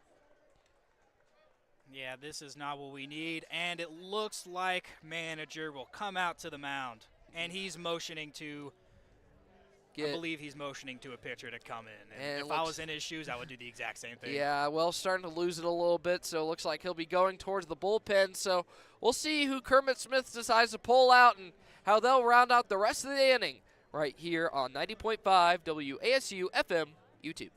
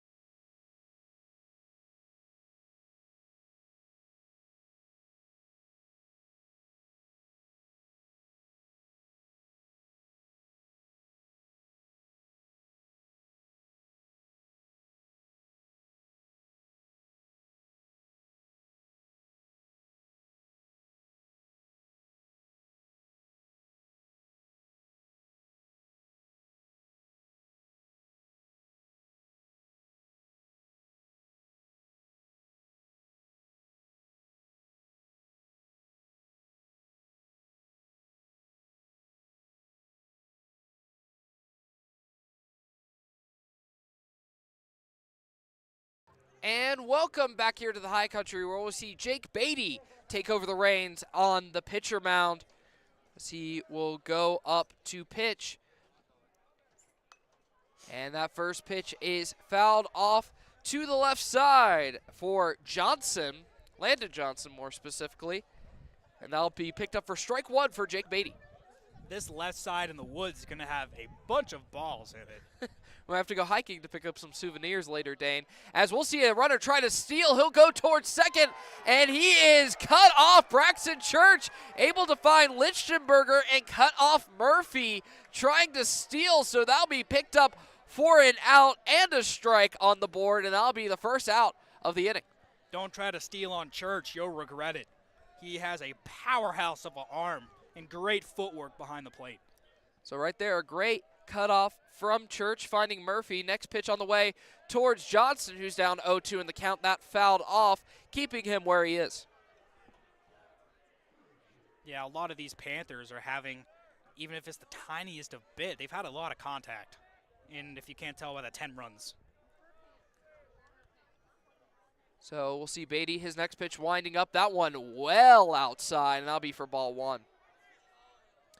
Seems like Beatty trying to get a sense of where he is going to swing and where he isn't, and trying to bait him into maybe making a rash decision. Next pitch on the way once again for ball two. Last time Johnson was up to bat, he was struck out, then hit by a pitch. And that next pitch will be called, looking for strike three. So that will be the second out of the inning. Jake Beatty taking care of business early here at his tenure in the game. Yeah, Johnson having a pretty high average, 3.78, hit by pitch, then 2 strikeouts back to back. It's not a great day for him, but great day for his teammates.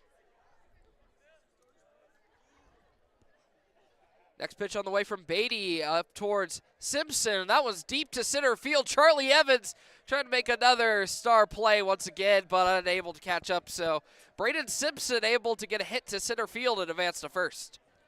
Yeah, Evans, you can see he was kind of tempting for another dive, but better to be safe than sorry than let it go by you. So now we'll see Simpson advance to first base as 3 Hillier. In his third up to bat. His third up to bat, so lucky number 3 for the man named 3.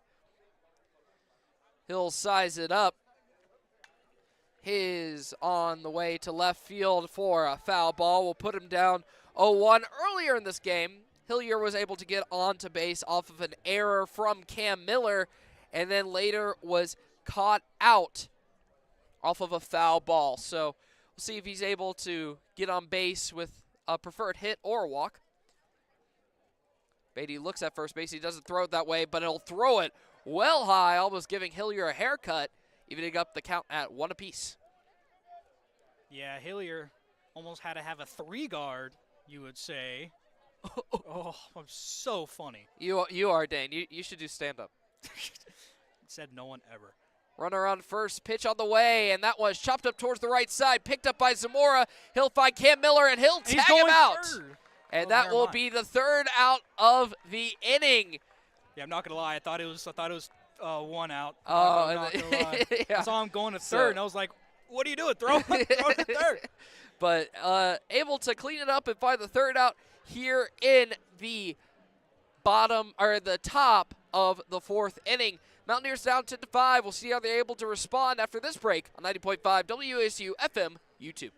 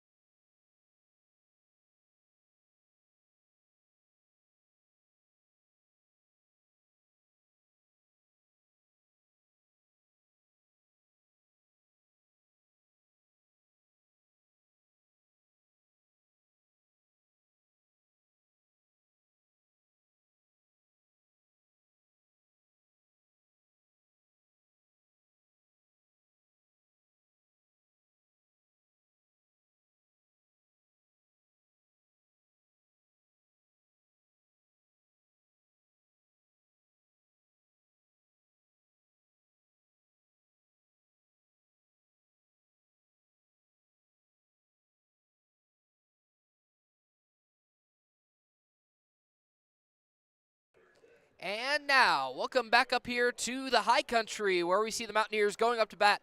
Tyler Figueroa, specifically for the Mountaineers, his first pitch on the way, swung on hard towards center field. That one's going, and it'll stop at the warning track before bouncing over the outfield wall. So that will be ruled a double, but a great hit by Tyler Figueroa to start off the bottom here of the fourth inning.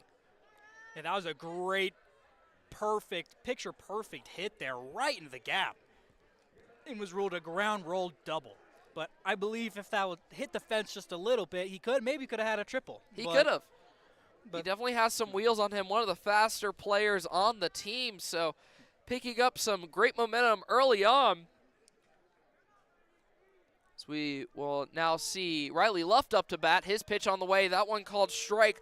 Looking, Howell Polk still the pitcher for the Panthers, but Riley Luft now down 0-1 in the count. Riley Luft looking to bring the boom as he's from Boca Raton, Florida, where the Costco guys are from. Now next pitch on the way for Luft.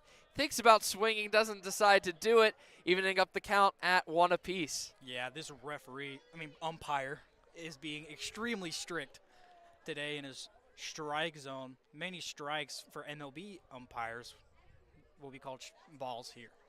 Next pitch on the way, that one looked like got a little bit away from Polk on that pitch, so that'll put him down 2-1 in the count. Still 0 outs here in the bottom of the fourth. Figueroa looking for any type of contact into the outfield. Hopefully that hits the ground first. Yeah, once he gets the green light, he will get going. Next pitch on the way, swung on. That will go up towards the second baseman. Thrown to first for the first out of the inning, but not before Figueroa is able to get to third base. Kelly right there picking it up on second base and making the out play. But next we have Charlie Evans. A dynamic outfielder so far for the Mountaineers today, as he's made plenty of highlight plays that'll be going on his highlight reel. We'll see how he's able to do right here. Last time he was up to bat, he struck out swinging, so we'll definitely want to change that story as that pitch is on the way, and that one looked right down Broadway. Evans decides not to swing at it, and that'll be strike one. Yeah, some batters, just no matter how bad they do or how great they do, they look at that first pitch no matter what it is. So Evans decides to lay it off. Next pitch on the way from Evans, that one low, and it gets away from the catcher, Ruiz, as that will now put sticks across the board. But Charlie Evans only batting .094 so far on the season, Dane, but for a short period led the Coastal Plains League over the summer in batting average. So a little bit of a different story right now for the Mountaineers trying to get that up. Next pitch on the way, that one was high but swung on. It'll go towards center field, and that will be picked up for the out. Derschlag able to pick it up, but we will see him running home. Figueroa able to pick up the run, so the sacrifice fly from Charlie Evans turns out positive for the Mountaineers as they'll narrow the lead 10-6. Great sac fly there. Charlie Evans needed to put some type of stats up that weren't on defense, and he absolutely did with a great sac fly RBI. So now with that added run, 2 outs on the board, only 4 runs separate Mountaineers and the Panthers as Dylan Moquin up to bat, as it looks like there's a short stoppage of play. The umpire called for it. Looks like Polk was all ready to wind up, but decides not to throw it because of the called time. And not quite sure what the umpire is trying to communicate right here.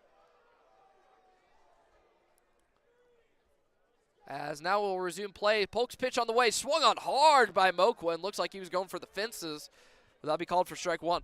Yeah, he dinged it a little bit, but still a foul out. So 0-1 count, 2 outs on the board. Moquin up to bat. His pitch on the way, swung on. That'll be chopped up towards the left side, picked up and thrown towards first. That one was a heater, and Moquin will be called out first. I believe many fans think Johnson took his foot off the bag, but the umpire's going to call it an out, so we'll have to roll with it. So we're going to take a quick break, but when we come back, Mountaineers now narrowing the lead 10-6, going out to field against the Panthers right here on 90.5 WASU YouTube.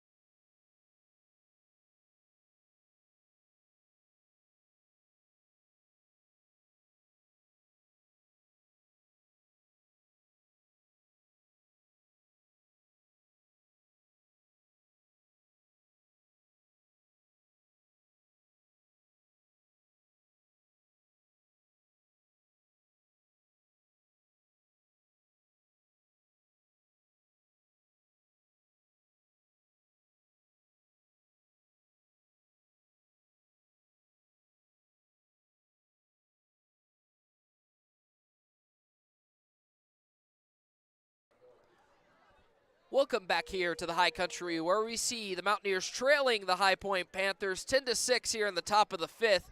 Jake McCarter up to bat for High Point as that pitch on the way from Beatty is low and away for ball one. So 1-0 count early on here in the fifth inning. Mountaineers still trying to close off some damage we saw earlier in the game as that next pitch is high and away for ball two. Jake McCarter having a 50-50 day here. He's hit one grand slam and one strikeout. Next pitch on the way from Beatty. That one a little inside, but called for a strike by the umpire, so 2-1 count. As the temperatures continue to drop here in Jim and Betty Smith Stadium. You see some fans making their way out as that is a hard swing from McCarter, making it 2 even. And McCarter had a little bit of a twister action there, as his front foot was now his back foot. Definitely trying to swing out of his shoes. Next one on the way. That one inside once again, but he is caught looking for strike 3. So first out, quick and easy for Jake Beatty. Good inside heater from Beatty there, getting another strikeout on the man who had a grand slam earlier. Just shows his veteran capabilities and how he composes himself. So now after that out, we'll see Christian Smith up to bat. Unable to get on base so far this game. That pitch is on the way and swung on hard for strike 1. Last time Christian Smith was up to bat, have both been ground outs, but looking to make some type of action here today. Next pitch on the way. That one he thinks about swinging at it, but decides not to. Was the right decision. Picks up the first ball, so sticks across the board as Dane, it's getting chilly out here. Yeah, it's freezing. It's freezing. You can only imagine what these baseball players are feeling with short sleeves. Yep. Next pitch on the way. That one a little bit outside for ball number 2. Beatty, a little bit of struggle against the lefty, Christian Smith. I swear he called that a strike on that last strike 3. But Next pitch on the way. He'll go for the bunt. He'll go up towards the right side. Beatty trying to make the play. Unable to as he drops the ball. So Christian Smith, a very well-placed bunt, gets him on first base. Yeah, he could not get a good grip on the ball there. He tried one-handing it, but he figured better to hold it on and not make a error and just keep it. So unfortunate play right there for the Mountaineers, already putting a man on base, but still already have an out on the board as Frank Kelly now up to bat here for the Panthers. Beatty takes his time. He shows bunt. That one's high and away. It's called for a ball, even though I believe he stayed in the bunt position, which should be called for a strike, but still be called for ball 1, which is a little bit confusing right there from the umpire. Yeah, he brought it back last second, but that pitch on the way from Beatty will be a throw towards first, trying to pick off Smith, but unable to. So keeping Smith honest on first base. Beatty has an advantage, being a left-handed pitcher, being able to throw towards first as umpire making some sort of clarification. Unsure what he was trying to signal maybe to some other umpires.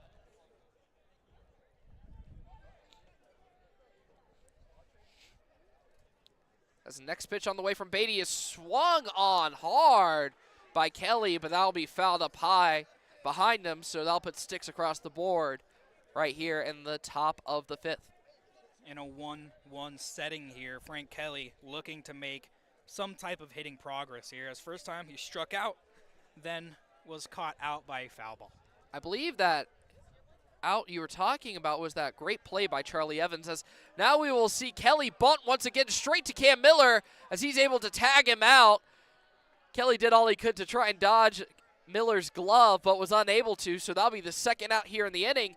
Christian Smith able to advance to second off of that play, so back-to-back bunts from the Panthers. We'll see if they'll keep it rolling as Justin Ruiz up to bat. Yeah, Frank Kelly tried avoiding that tag as much as possible, but even if he did avoid it, he was way out of the runner's line, so he would have been out either way. Yeah, there was no way he was going to get to first base without getting tagged, so now Ruiz up to bat. He was walked earlier, but eventually brought home off of a hit, He'll swing hard at that first pitch for strike one. Swing and a miss for Justin Ruiz. Yeah, that looked like he was trying to do a power swing right there, but unable to.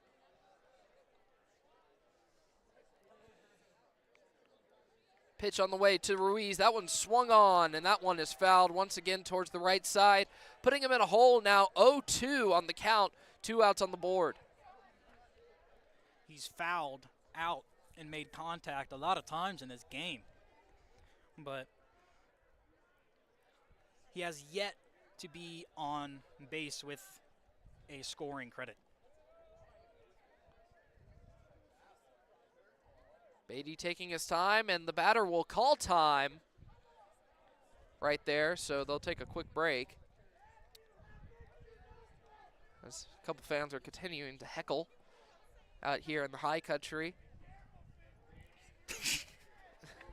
As they just keep on yelling, Dane. Yeah, they're really heckling Ruiz here. I've heard, be careful, 15, be careful. Kind of funny to hear that, but now they'll reset now, and we'll be back in play as 0-2 is still the count, 2 outs on the board. Smith on second. And Ruiz being very close to the plate. Definitely crowding the plate. As Beatty's pitch is on the way, and that one is high and away for ball one, so that'll make the count 1-2.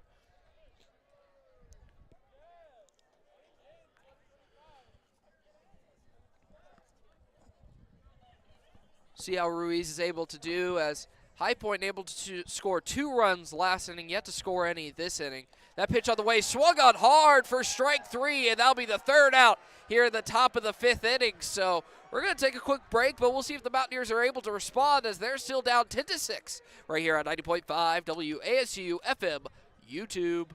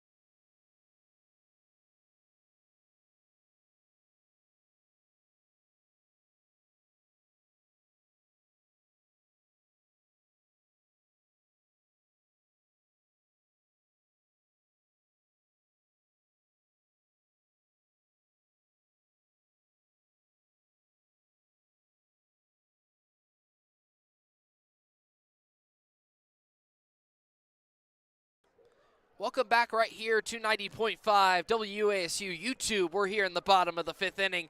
Joseph Zamora is up to bat for the Mountaineers, trying to get things going as they're down 10-6. First pitch on the way for Polk is down and away for ball one. And Zamora making a couple great plays here today, as he was on first for a little bit last time he was up. And next pitch for him will be called a ball once again, putting him in a good position, 2-0. See what Polk decides to do here. Polk been throwing a lot of speed pitches here today. We'll see if he continues that. That's on the way, and that's a fastball once again, but it's popped up high to the left side, trying to make a play for it. Third baseman right there, Simpson, able to make the catch, and that'll be out number 1 here in the bottom of the 5th. Good contact there. It just wasn't where he wanted to put it. But a little too low with the swing, and that puts it way up in the air for a fly out. But up next, Cameron Miller. Cam Miller had an interesting couple of at-bats. First had that error to the right side, able to get him on base, then had a pop fly out. We'll see if he's able to change it, as that first ball is away and out for ball 1.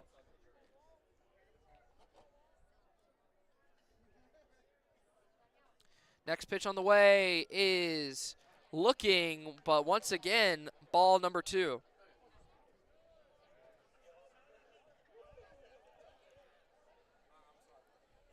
But we might see a pitching change on the High Point soon. There is a couple pitchers in the High Point bullpen warming up. And Miller hits that deep to center field, but making a play on that is Derschlag. That one looked like it was about to go well for Cam Miller, but brought down by the outfielder. So that'll be the second out here in the bottom of the 5th. But yes, as you were talking about, Dane, they're really warming up that bullpen. Lots of movement over there. We'll see how long or short of a leash they'll let him have. And so we'll see how that goes as Braxton Church is up to bat once again for the Mountaineers. Had a single RBI in the first inning, then was caught fly out in the 3rd. We'll see if he's able to do something different, as that first pitch is swung on towards the right side and foul for strike 1. Straight in the High Point bench. Next pitch on the way from Polk. That one's outside for ball 1. 1-1 count, 2 outs on the board. Off-speed pitch, not where he wanted to put it, right outside.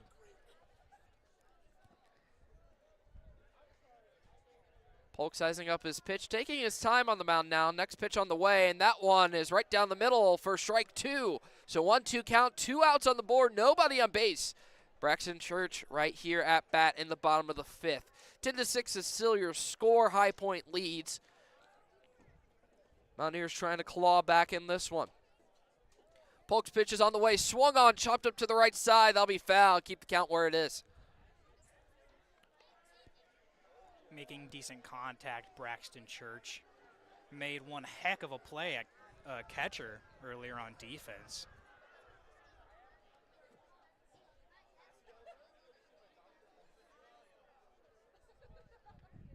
Polk's pitch sized up on the way. That one swung on and is tipped towards the netting behind him. So once again, another foul ball we're seeing here, Dane, keeping him alive at the plate. Yeah, these pitch counts are getting high. A lot of foul balls. A lot of batters fighting for their chance to get a hit. Mountaineers are doing a good job. Even though they're not always getting on base, they stay alive at the plate for a really long time. That wears out those pitchers as Polk's next pitch is on the way. That one called inside, looked a little bit borderline, and that will be a 2-2 count with 2 outs on the board. But as I was mentioning, you can see how it can wear on these pitchers. You saw it very early on, and it's just continued throughout this game as the next pitch is on the way from Polk and swung on, and once again, Braxton Church tipping it off foul. That will keep him alive at 2-2 count. Braxton Church making pretty decent contact all year, having an average of 280. Sun starting to set here in the high country, and the temperatures continuing to drop. The wind is off and on again. Next pitch from Church. That one is low, so that will fill up the count at 3-2, putting even more pressure on Polk. Yeah, some hecklers on the side yelling out Ashley when the pitch was starting to get to him. Next pitch on the way. That one swung on and it's fouled once again. But what were you saying, Dane? Sorry to interrupt. Yes, right when the pitcher was releasing his pitch, someone yelled out Ashley. So I wonder if that's a name that's important to him or not. The hecklers do some research here at High Country, but he's pitching fairly well here as Mountaineers only scored 1 run as he's been up on the mound. We'll see if that continues getting into his head. So the next pitch is wound up and on the way, and that one swung on by Church. That'll go towards the right side, picked up by the second baseman and Kelly, and thrown out at first base. Braxton Church able to make contact, but unable to get on base. So the score will stay where it is after the 5th inning, 10-6. High Point leads. We're going to take a quick break, but when we come back, the great Dane Maggard will be taking back over once again on play-by-play right here on 90.5 WASU FM YouTube.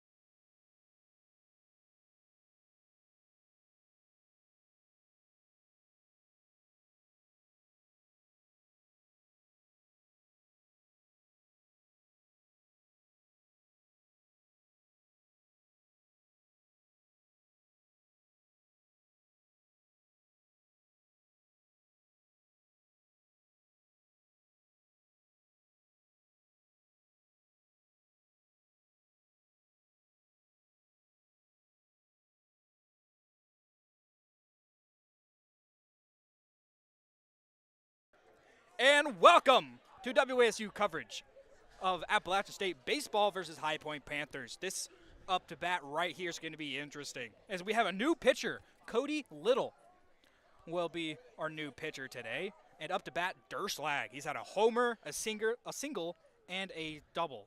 So if he hits a triple, he will hit a full cycle, and that will be the first cycle I have seen in person. But hopefully Little does not let that happen. And there's 1 ball, no strikes.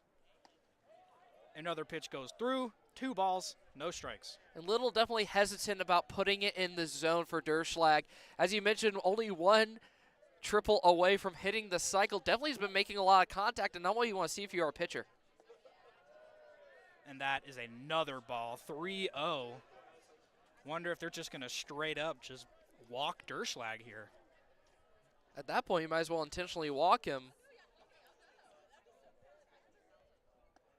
And that is ball 4 for Durslag, as at least this up bat, he will not complete the cycle.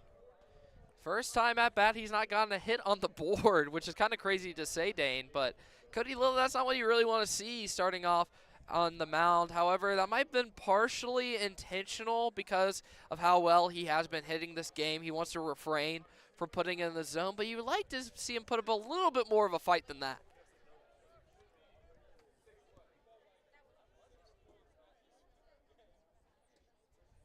Pitch is there. It is a strike. Now 0-1. And James Murphy so far has gotten walked, hit a home run, and hit by pitch. So definitely has seen a lot of action so far in this game. Murphy hitting a .227. and that's a swing and a miss, 0-2. And that's exactly the opposite of what we saw the last at-bat for High Point. Cody Little able to really pick his places on the pitches and prevent really Murphy from getting comfortable. Cody Little being a senior from Largo, Florida. Another swing and a miss. And quickly throwing to first, and wow, he's out. After the strikeout,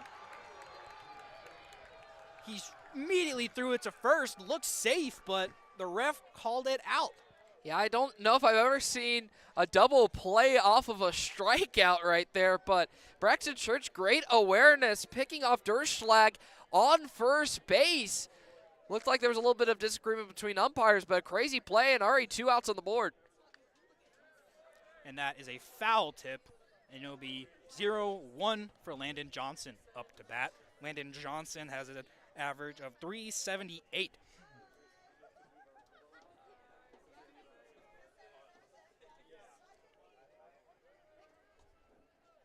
Pitch winding up. And that's straight. Almost to center field, but shortstop Lichtenberger caught it on a line drive, jumped a little feet, and got it. But that is the top of the 6th inning. Quick from the Mountaineers on defense. And make sure to stay tuned in this ecstatic game, as up to bat next we have, well, they changed already, so the next up to bat will be ecstatic. So make sure to stay tuned for WASU 90.5.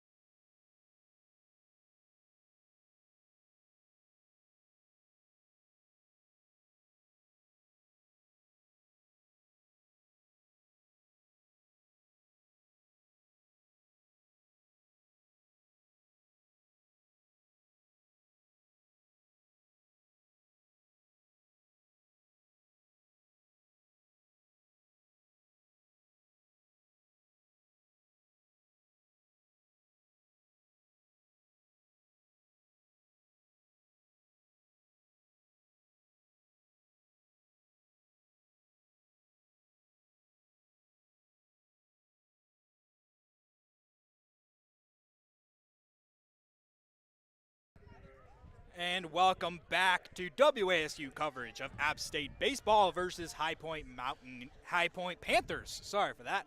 But we have a new pitcher for High Point, number 11, Adrian Montenegro. He is a lefty senior from Los Angeles, California.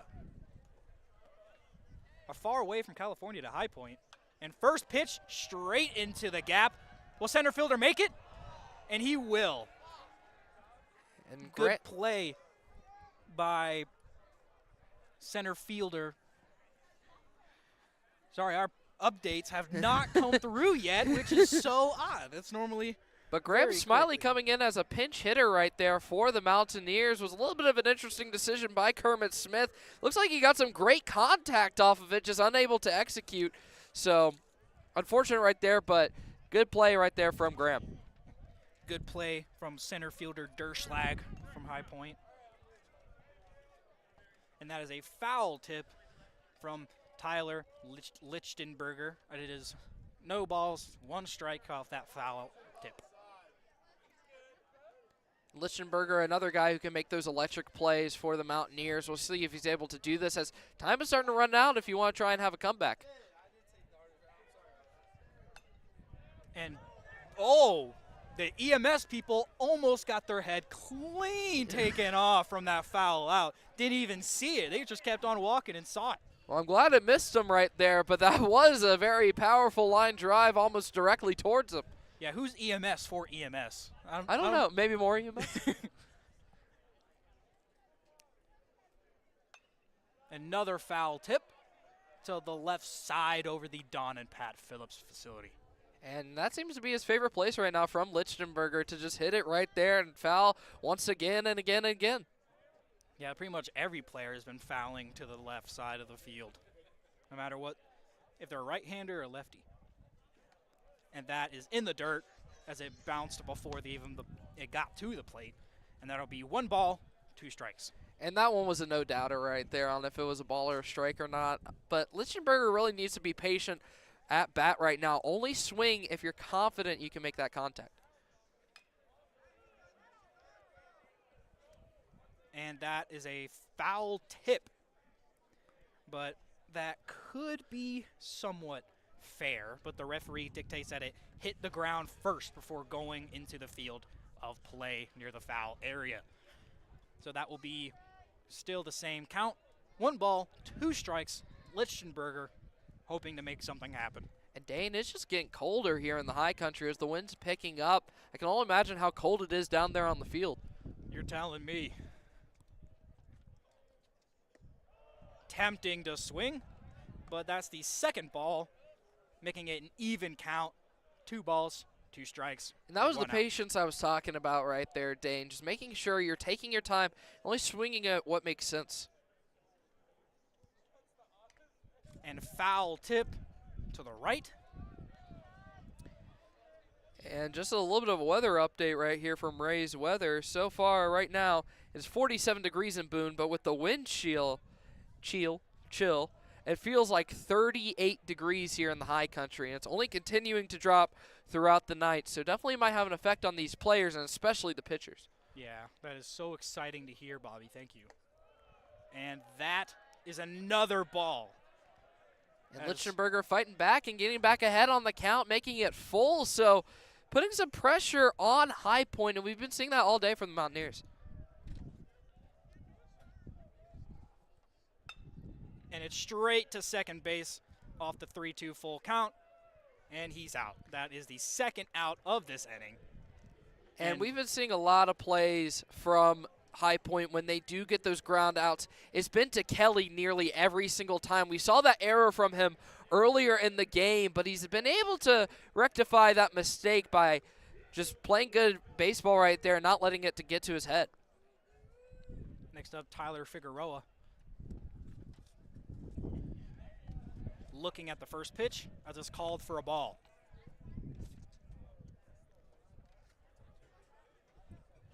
Figueroa is 286 on the season, having a pair of home runs. And extremely out. The count now 2-0. So Figueroa definitely in a good spot. He's another one of those eagle-eye batters for the Mountaineers. And that's far. It's in the gap. Is it gone? And it's gone. That's a Mountaineer home run for Tyler Figueroa. Now 2 home runs to 3. Figueroa just knew exactly as that ball was coming to him. You knew immediately that was a home run off the bat. That had a lot of power behind it. I think that thing went almost 100 feet in the air, Dane, because that was a high arcing home run, and what an electric play that might give the Mountaineers some momentum. Yeah, that was a great ball vision from Figueroa there. And looking to get some of that chemistry, Riley Luft. Honorary Costco guy. And he looks at it, ball 1. Now 1-0 with 2 outs in the inning. We'll see if he's able to bring the boom just like Figueroa did right there. Hopefully. Looks at another one. That's ball 2.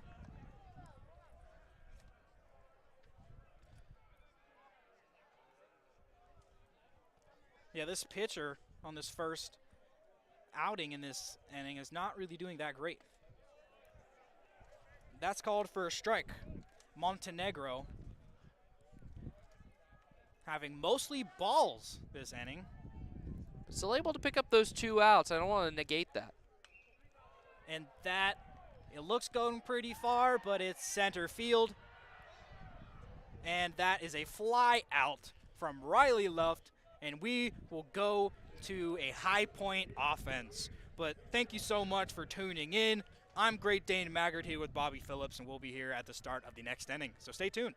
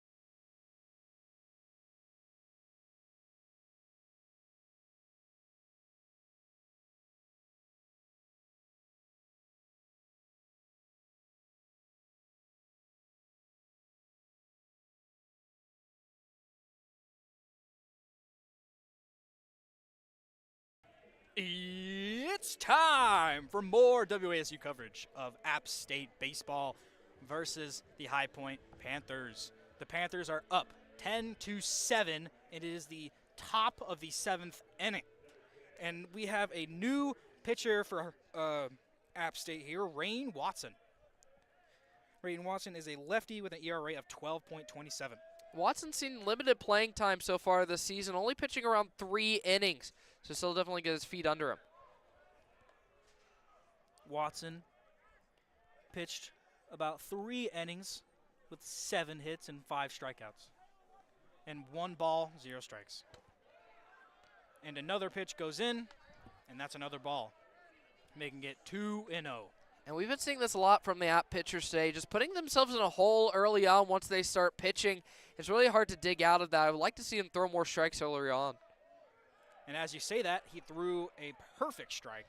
He was listening to me, Dane. He was talking to me just directly right there almost. Okay, I can tell. I heard the whisper. Yeah. I have that pitcher's whisper.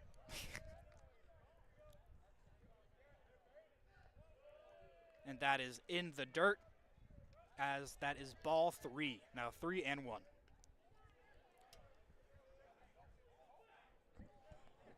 High Point leading by 3, 10-7. Top of the 7th inning. Looking to make the gap a little farther for a safe lead. And that's down the middle, and now it's a full count. Something that seems pretty common with both teams' pitchers here. Love to get in full counts. It's been happening a lot today, Dane, but great job right there from Watson, able to claw back in this at-bat. And Watson pitches it, and it's down in the gap. And Braden Simpson will get himself another hit. Yeah, he hit a single last time at bat in there in the 4th inning, and once again able to get that single by hitting it to right field. So Simpson back-to-back singles could cause some issues for the Mountaineers. Next up for the Panthers, 3 Hillier. The catcher for the Panthers. Hillier has had 1 error, which had an RBI.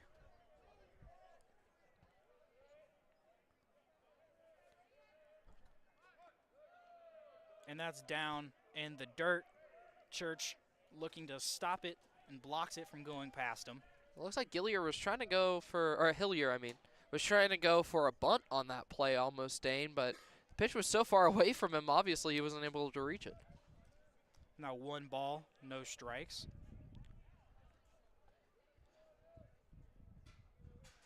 Pitch is thrown. And the ball straight down the 3rd line. Goes straight to first, and it's out. Great fielding right there from Figueroa, cutting it off and able to make the play after a bunt from Hillier. So picking up that out is pretty crucial. However, you do have the runner advance. Yes, at the second now, Simpson with only 1 out in the inning, looking for any type of base hit to hopefully get an RBI from second.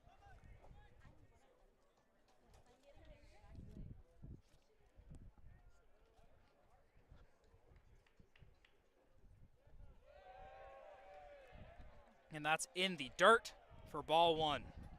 It looks like there was a question on if he swung or not. I don't really see how he could have swung. Many App fans not happy about that, but didn't really look like he made the full circle of motion. Yeah, App State fans get very mad easily. So. The pitch is thrown, and he swings at it, and it's a miss. 1 ball, 1 strike, 1 out. A great cut right there from Watson, really making him question where the ball's going to end up if you are Maggard, and just really trying to fight back in this thing. Another swing and a miss. That's down in the dirt. 1 ball, 2 strikes, 1 out. And Simpson still at second.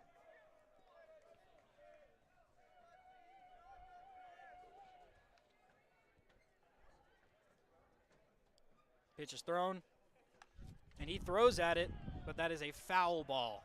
It looks like it might have rattled him right there for Maggard. It looks like he may have hit his ankle or something after that pitch. He looks okay, but you can definitely tell he's walking off some pain.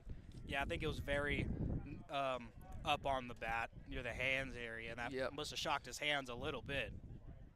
Just rattled him. We'll see if that affects his at-bat here. But I wonder to see what the pitch location is going to be for Watson here.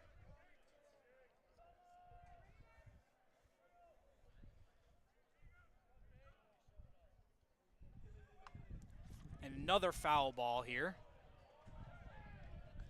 And that'll make it 1-2 still. Jake Maggard battling for a chance to get a hit. I think that's just the story of this game, Dane, of just every batter we've seen for the most part has battled. Even if they don't necessarily get on base every single time, they're going to get that pitch count higher and higher. And I think that's why we've seen both teams cycle through so many pitchers.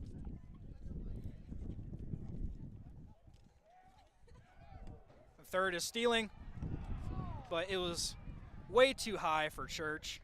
And it looks like Church hit his hand on Maggard's bat, because it looks like he's down and not extremely hurt, but definitely uncomfortable. His hand definitely chipped on the bat of Maggard, and now it's in a little pain, and it's on the glove side. Yeah, we'll see the trainers go out there, but kind of a crazy move right there from Simpson, trying to steal third. You don't see people steal third that often in baseball. But he was confident. Obviously, it was the right move because he was able to get it. But now, hoping to see that Braxton Church is okay and healthy. Yeah, losing Church would not be a good sight to see, especially when we're down 3.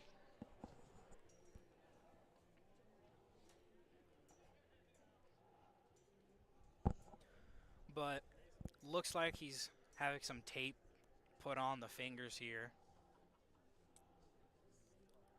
Glad to be where it's not a significant enough injury where they can still be in the game and be productive.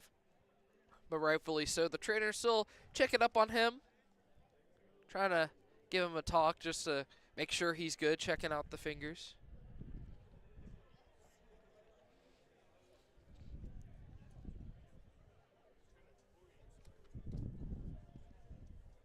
And it looks like Church will stay in the game as the trainers are going back to the dugout now. And he will get a little round of applause from the crowd from going back in the game. It's always good to see players get back after possibly getting hurt because, you know, no matter who you're a fan of, you never want to see these injuries in the game. So glad he's able to stay in the game and keep fighting for the Mountaineers.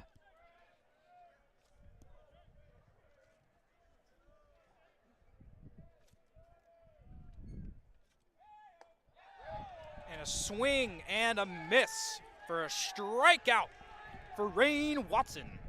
And I'm not really sure why Maggard even swung at that thing, Dane. That one was almost at eye level when you decide to swing at it. So that'll be picked up for the third strike and the second out of the inning. So great job by Watson to get that pitch, but still surprising that he decided to swing at it. Yeah, he must have thought in his head, I'm going to swing at this no matter what it is. If it's in even remotely close to the strike zone, that's exactly what he did, but did not go in his favor. Yep. And now there's another stoppage of play, Dane. I'm not really sure what's going on once again. Lots of stopping and going and stopping and going. Well, no bat is up to base as a batter finally goes out. And up to bat right now. I believe we have a It's pinch a pinch hitter. hitter, number 24. Caleb Hammond now in the game for the Panthers. Coming in for Christian Smith.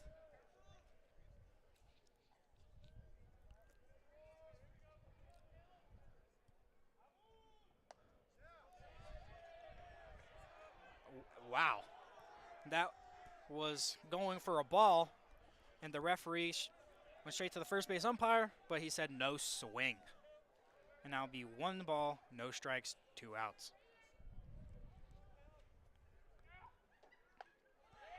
And that's a swing and a miss. 1 ball, 1 strike. And Hammond so far this year has only had 9 at-bats, but in those 9 at-bats has had 7 RBIs already. So definitely a really good guy to bring some guys home, and it makes sense with a runner on third to put him in.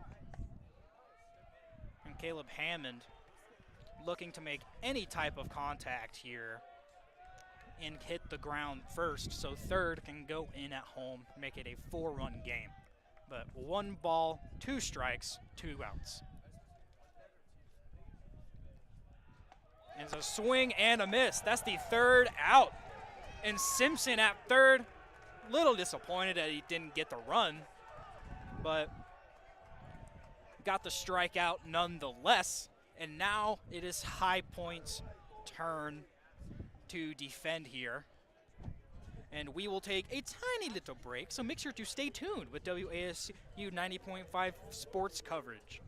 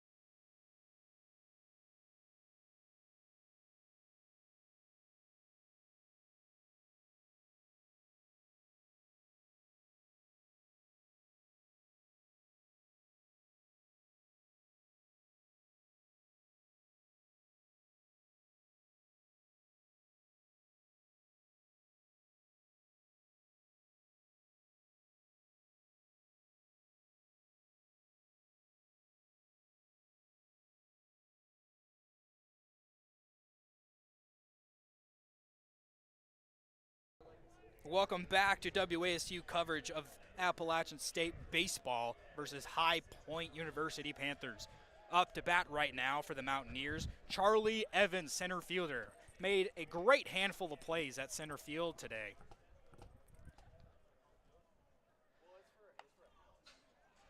And he hits it straight to first for the line drive out.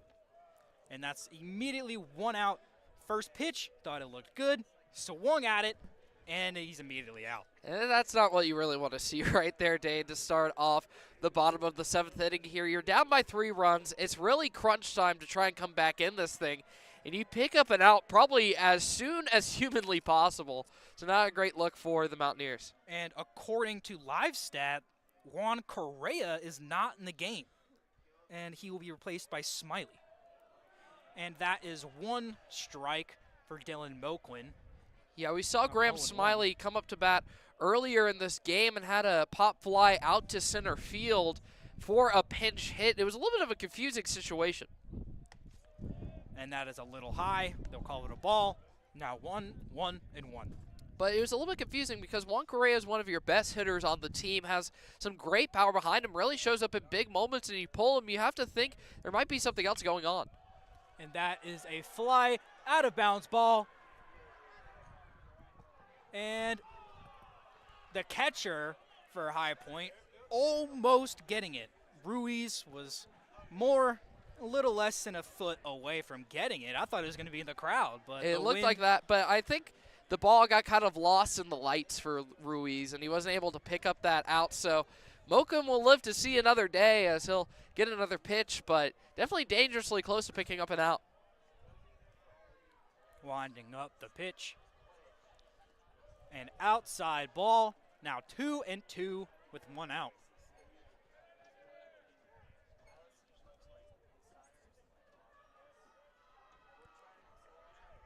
Winding up the pitch.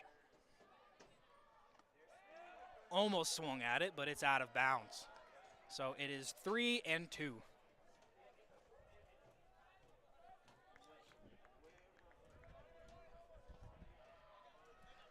Full count here. Winding up the pitch. And is going to be fielded by Montenegro for the 2nd out.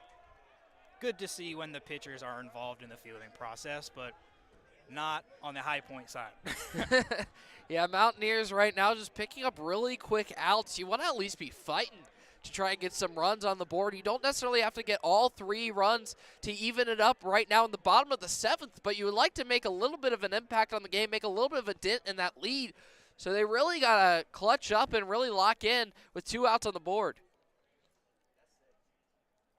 Zamora hitting the first pitch that was thrown at him. Goes to third base by Simpson and makes the out at first. But make sure to stay tuned because it'll be the bottom of the 7th inning here. Okay. The scoreboard was not updated correctly. That definitely wasn't my fault. But it'll be the top of the 8th inning, so make sure to stay tuned. We are going to take a little tiny break, and make sure to stay tuned for Bobby Phillips' amazing play-by-play calls. So make sure to stay tuned for this tight game, 10-7, High Point leading by 3.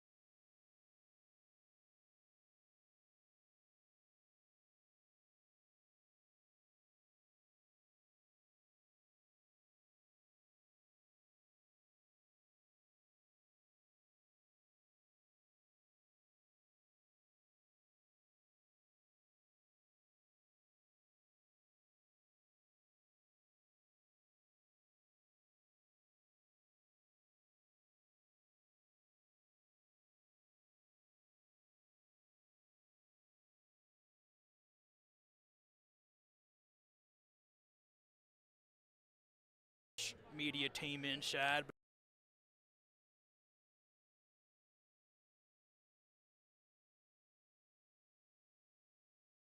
Welcome back here to the High Country, where we see the Mountaineers trailing 10-7 here going into the top of the 8th inning. Jordan Fisher coming in as a pitcher for the Mountaineers, the presumed closer for App State.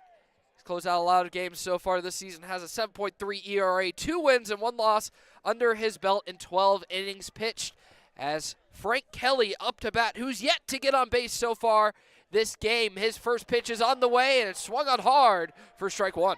A little words from Kelly to the catcher. Why is he going back to the box, just chirping at Church a little bit.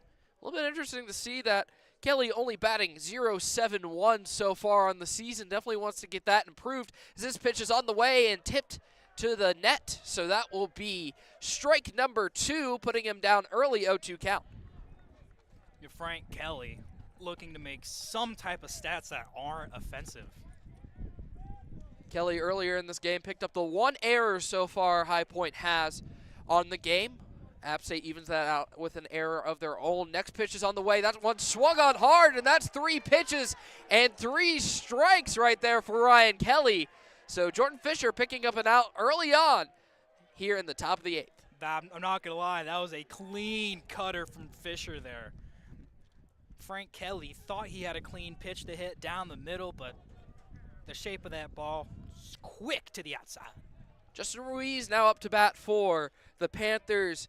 He's struck out twice this game and has gotten walked once, so trying to get a hit still on the board for the Panthers. His first pitch is on the way, swung on, and tipped back for strike 1. Looks like Zamora will join the left side of the infield. Yeah, you see the shift right now, even though in Major League Baseball they don't do that as much anymore, mainly because of rule changes. You see it still in college, and so you'll see the shift to the left side. Next pitch on the way. That one is a little bit high and called for ball 1, so sticks across the board for Justin Ruiz.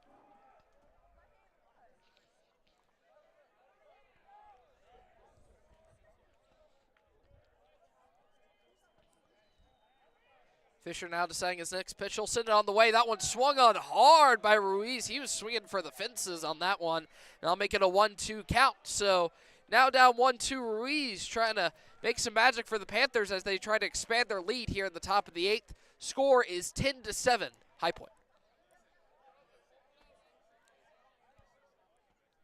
Fisher gets set now, and his pitch is on the way. That one swung on. It's popped up high towards right field, looking for it. He will catch it. Moquin able to make the play right there, picking up the second out of the top of the 8th for the Mountaineers as they're trying to put it away and get back to business.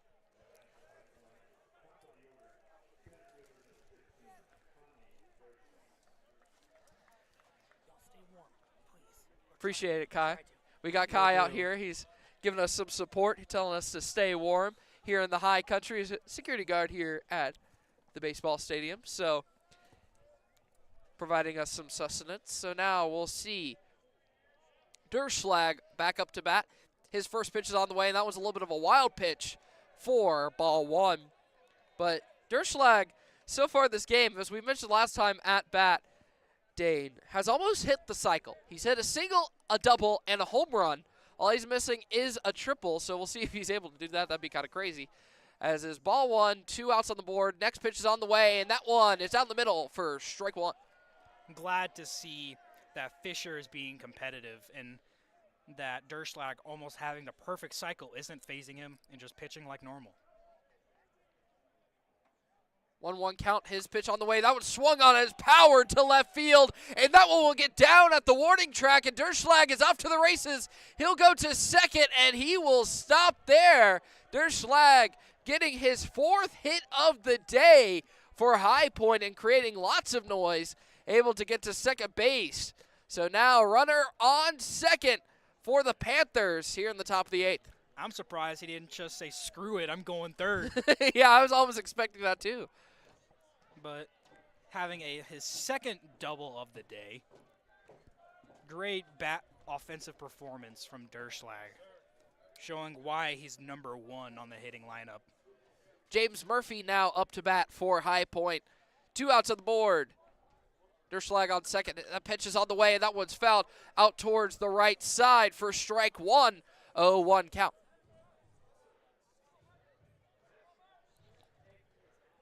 Murphy going 1 for 2 today in hitting, averaging .224. 10-7 still the score here in the top of the 8th inning. 0-1 to the count. Fisher taking a long look at second base, but said throw it home, and that one will be caught looking for strike 2. 0-2's the count. 2 outs on the board. It's 0-2 here for Murphy. So 9 hits on the board for High Point, 5 for Appas. That one's on the way, and it is swung on hard by Murphy, and that one's a no-doubter for strike 3, and that'll be the 3rd out here in the top of the 8th. That's what you call velocity, Bobby. That is, as Jordan Fisher is able to close out High Point at the top of the 8th. We'll see if the Mountaineers are able to respond after this quick break right here on 90.5 WASU FM YouTube.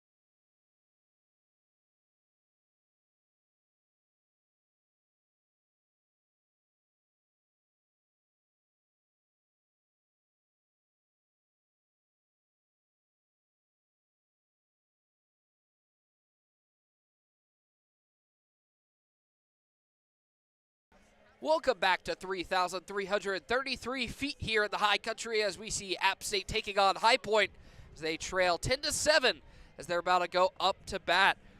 But before that, Joey Tuchelamondo is now pitching for High Point as Cam Miller will be up to bat for the Mountaineers. So we'll see if the pitching change will be beneficial for High Point as they're trying to close out the final stretches of this game. Up 3, only about inning and a half left of baseball to go. I'm surprised they subbed out Montenegro that early. It was kind of surprising considering he didn't have that terrible of an outing. Next pitch on the way for Cam Miller. That one is caught looking for strike 1. Tuchelamondo so far this year has pitched about 15 innings, has 1 win under his belt.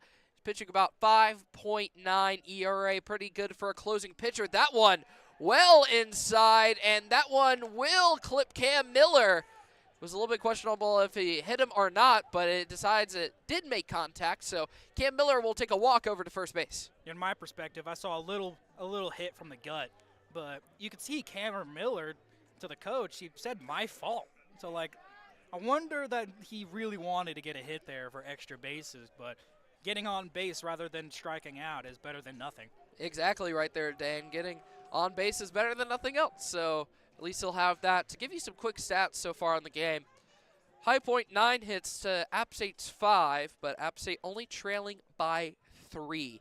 Braxton Church up to bat once again for the Mountaineers. His pitch on the way. That one swung on and tipped foul. Braxton Church early on in this game in that first inning was able to get a single that led to an RBI, as well as coming home himself later from a big hit from Juan Correa. But since then has been pretty quiet. Fly out in the third inning and a ground out in the fifth. So definitely trying to clean up his record on the game. 0-1 count, his pitch on the way. That one outside, evening it up at 1 apiece. Cam Miller still on first. Braxton Church having a kind of a weird stance. He keeps his bat lowered on his shoulder to like the very last second. Due to Lamondo sizing up his next pitch. That one's on the way. That one swung on by Braxton Church. That one won't be good. 1-2 is your count. 0 out still on the board.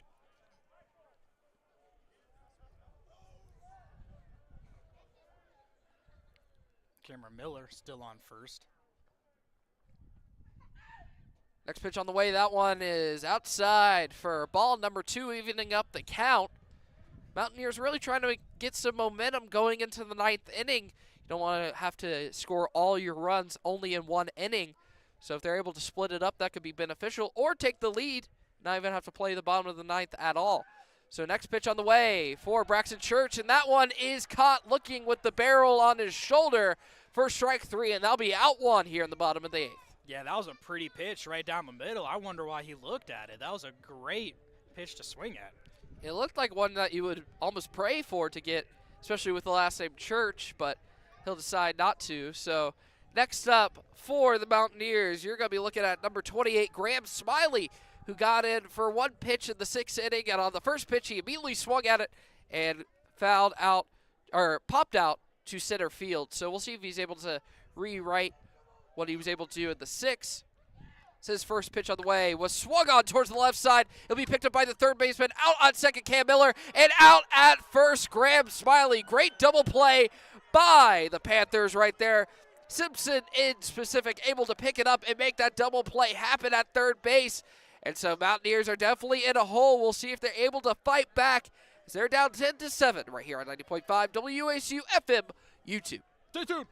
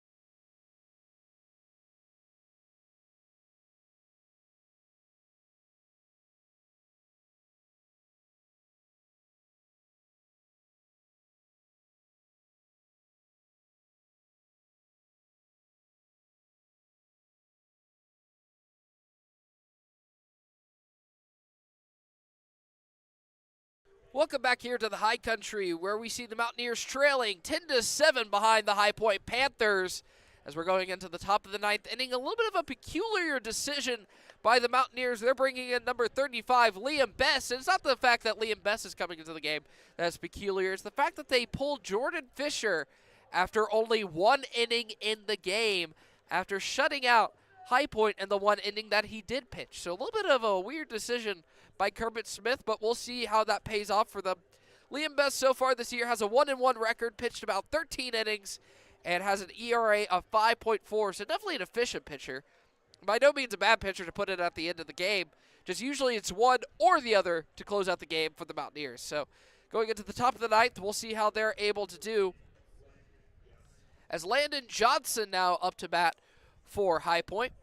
We'll see what he's able to do. He was hit by a pitch earlier on in the game and was able to come home off of that in the first inning, but since then hasn't been able to find the base since. So we'll see if he's able to make some action going as he leads off the top of the ninth. His first pitch is on the way, and that one right down the middle for strike one.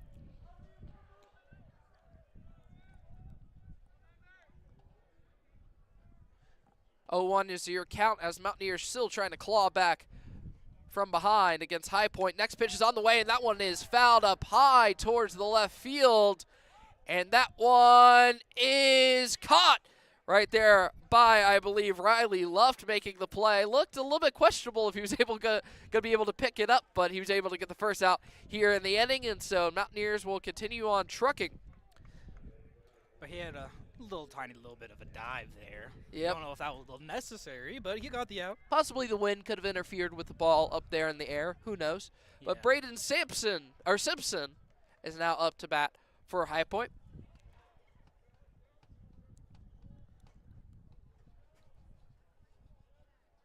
His pitch is on the way, and he'll decide to keep the barrel on the shoulder, and that was the right decision. 1-0 count. It's getting colder and colder here in the high country, folks. Yes. As the crowd has definitely thinned out since the beginning of the game, presumably because of the weather, because it's still a really good ball game. Only 3 runs as the next pitch is on the way. He's caught looking for strike one, making it sticks across the board. Yeah, I see some kids here that are just in T-shirts, and I don't know. I don't know how you could do that. Yeah. I could never do that. Yeah, Boone kids are born different. Pitch on the way from Best, and that one will be called away for ball 2. Some fans might disagree with that call, but it'll end up being 2-1.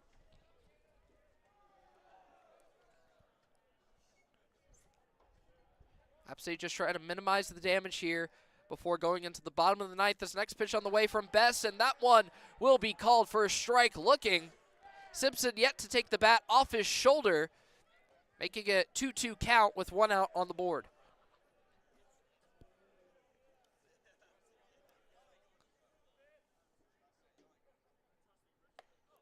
Next pitch on the way, and that one's called for ball 3, filling up the count here in the game. So putting a little bit of pressure on Best and Simpson at the same time, trying to prevent anybody from getting on base if you are Best, because you want to minimize that damage for App State. As I was mentioning a moment ago, that pitch is on the way, and it is called outside for ball number 4. So we'll see Simpson take a walk over to first base, making this inning a little bit longer for the Mountaineers than they hoped for.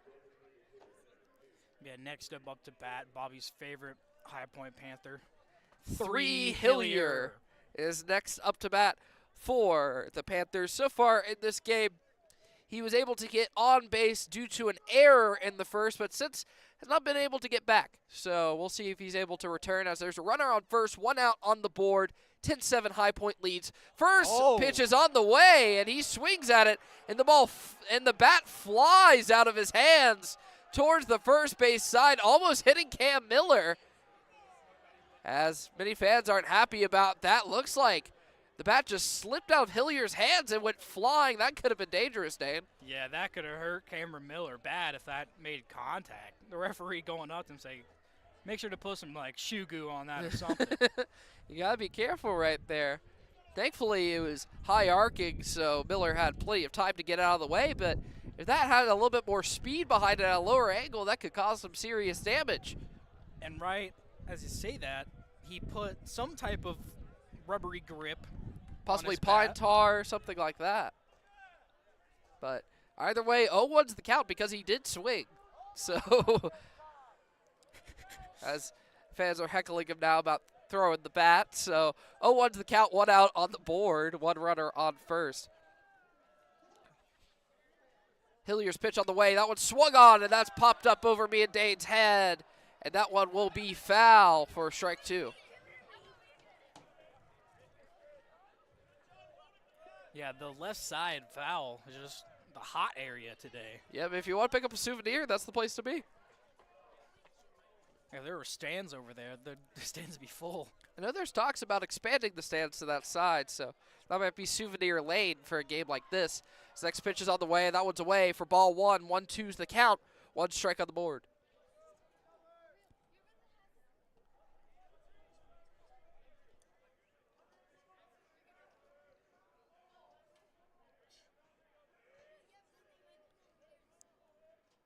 Next pitch on the way from Best. That one's high, evening up the count at 2 apiece. Best now taking a little bit more time with his pitches. That one being a ball. Hillier being very strict on when he's going to swing. He had an RBI error earlier. Next pitch on the way, and that one is hit towards the left side and will go foul. Simpson was trying to steal second off of that, so he'll have to come back due to the foul ball, but now the count still even at 2 apiece, but that one was a couple feet to the right, Dane. That one could have been out of here. Yeah, that could have been bad. Almost a home run, but that wind helping us at least a little bit. Not for comfortability-wise, but athletically, sure. So 2-2's the count, one out on the board. Simpson still on first. Best sizing up the pitch. His is on the way. That one swung on hard for strike 3, and that'll be out number 2 here at the top of the ninth. He held on to the bat that time as he swung and missed. So now Best trying to close out the top of the ninth, give Mountaineers a fighting chance in the bottom of the inning. Now going up for High Point will be Jake McCarter. Earlier in this game, as I feel like I've mentioned with a lot of these people, he hit a home run, was able to get a grand slam in the first inning, but has struck out 3 times since. So obviously hoping to redirect that as his first pitch is on the way and tipped for strike 1. But in general, you already had a grand slam on the game, but you're trying to expand that lead and make it harder for the Mountaineers to come back. So 0-1 is the count here. 2 outs on the board at the top of the ninth. High Point leads 10-7. Simpson on first. Liam Best, he'll size up the pitch. It's on the way, and that one's low in the dirt, but thrown towards first base. Braxton Church trying to pick off the runner, and Simpson unable to do so. 1-1 count.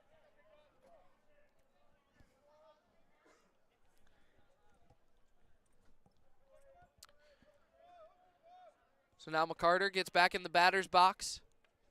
Giving a little bit more room than some other High Point hitters who were really crowding the plate earlier. Next pitch is on the way. Simpson goes for the steal to second base, but the throw is wild from Braxton Church. Simpson thinks about going to third, but will not. So Simpson gets the successful steal. Church's accuracy was not the best there.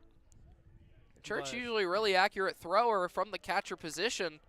Well, unable to execute there. However, Mountaineers able to pick up the strike, making it 1-2.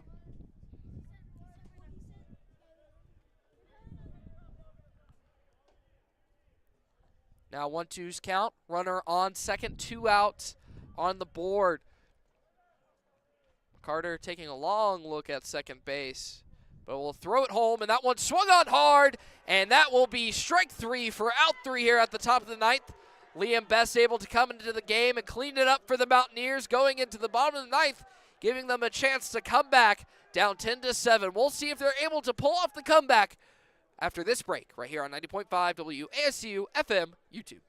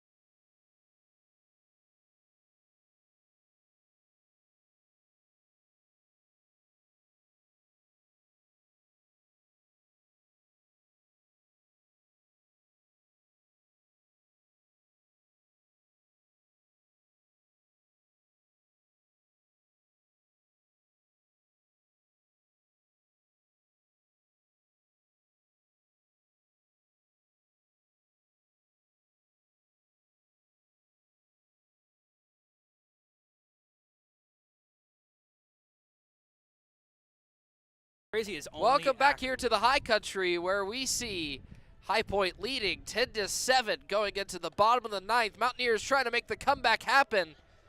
We'll see if they're able to do it.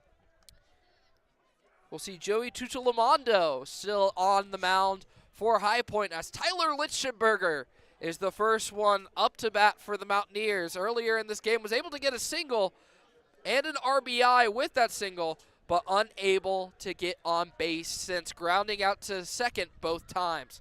So we'll see if he's able to rewrite that.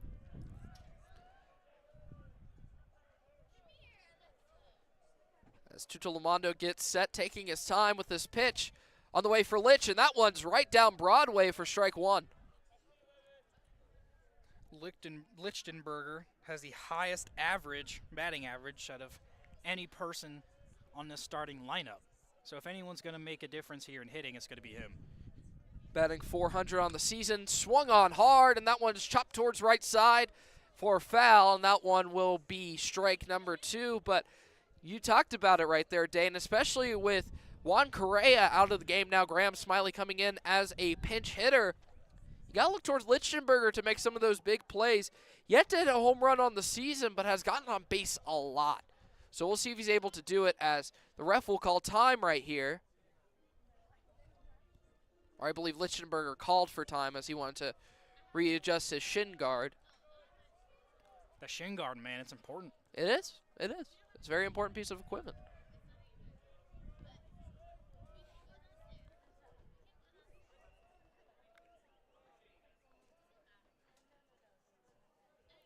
Tuchelamondo's pitch is on the way, and that one is away for ball number 1, making it a 1-2 count.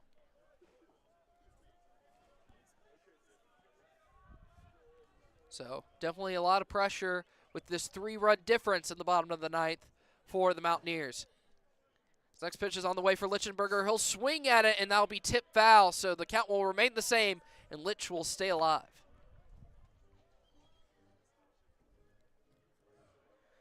I love that nickname, the Lich. Litch, Especially yeah. as an Adventure Time fan. Yep. So definitely has had a big impact on this team. It's definitely a fun guy to watch for the Mountaineers. As the next pitch is on the way, and that one swung on hard, and that's tip foul towards the left side. Running after is a plethora of Panthers, and he'll drop between them. As we'll see Lichtenberger, he'll get to second base, and he'll be safe. 3 High Point defenders going after the ball, but it will miss all 3 of them. Lichtenberger will advance to second, as he can feel some life in this App State team. I'm trying to see if it was counted as an error or not, Bobby. I don't believe so. I look at the scoreboard. They did call it a hit for the Mountaineers, even though 3 Panthers looked like they could have gotten it. So a little bit surprising right there. Yep. As both Simpson, Murphy, and McCarter all went after it and all missed. So now on second, adding some pressure on High Point is Lichtenberger, as Tyler Figueroa is up to bat, who hit a home run last time he was at bat and a double before that home run. Next pitch is on the way, and that one is well inside for ball 1, making Figueroa skate on his shoes to get out of the way. But yeah, great hit right there from Lichtenberger, able to step up when it matters most, and that's what he's been doing all season, just making those big impact plays. Next pitch is on the way, and that one is called for ball number 2.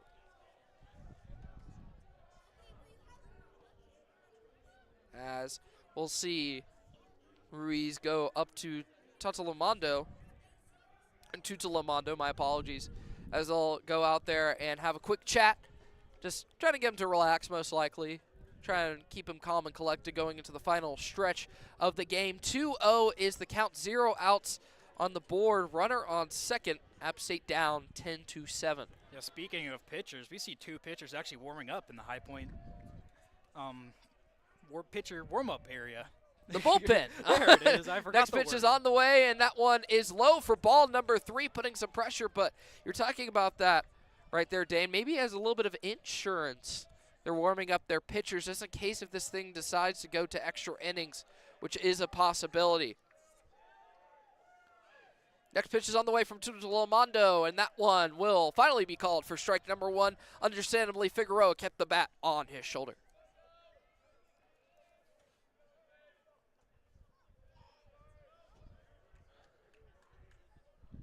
Pitch on the way for Figueroa as that one is fouled towards the right side, and that'll fill up the count 3-2. Figueroa has great plate vision. He knows which ones to swing at, which ones not to. Getting figgy with it here in the bottom of the 9th. I love that, Bobby.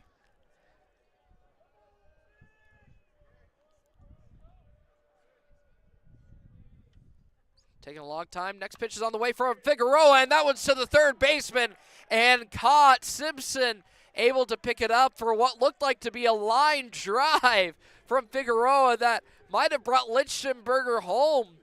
But unfortunate placement right there as he's unable to do it, as now a pinch runner is in for the Mountaineers. Xavier Lopez steps up to bat, subbing in for, I believe, Riley Luft in the lineup. So we'll see Kermit Smith's decision to try and get some action going here in the bottom of the 9th. Lopez hasn't seen much action, has 22 at-bats, averaging 136 on base 20% of the time. Has 3 hits, 3 runs, and 2 RBIs so far on the season. 1 out on the board, 10-7 is the score. High Point leads in the bottom of the 9th. First pitch on the way for Lopez. He thinks about swinging, decides not to. It's the right decision, ball 1. Yeah, you could hear some of the High Point players on the bench saying that's a strike, but ref does not agree. Or umpire. Next pitch on the way for Lopez, and that one looks like it will make contact with him, so he'll get hit by pitch and will walk to first base. So 2 runners on base now for the Mountaineers as number 3, Charlie Evans, is coming up to bat. And insurance is coming as the manager will go to the bullpen, and I don't know if he's necessarily going to the bullpen, Dane. not the bullpen, the mound. Well, he's going to the mound. We'll see if he decides to make the substitution. But definitely a lot of pressure now because if you give up a home run, it's a tie ball game. Yeah, and so it's definitely a lot of pressure right now. Only 1 out on the board. Yeah, he hasn't signaled to anyone, but I think he's just giving him a quick talk saying, 1 more hit, you're out. Yeah. Sorry. It's definitely going to be a high-pressure situation from Tutolomondo trying to get his way out of the game because High Point is up 10-7. Looking ahead for the Mountaineers after this game, obviously they have this Tuesday night game, but this weekend they go and they will be at home as they will face off against Old Dominion here in the High Country. So that is back to conference play for App State. So we'll see how they're able to fare.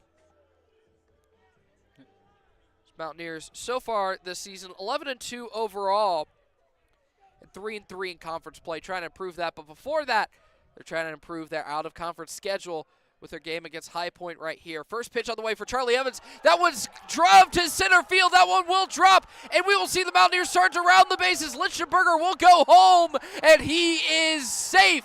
Tacking on another one on the board for App State. Lichtenberger comes home, narrowing it down 10-8 with runners on the corners. What a time to get your first hit of the game. At the bottom of the 9th where your team needs you the most. Charlie Evans with his first hit of the game being an RBI single. So why not get your first hit at the bottom of the 9th? So great play right there from Charlie Evans.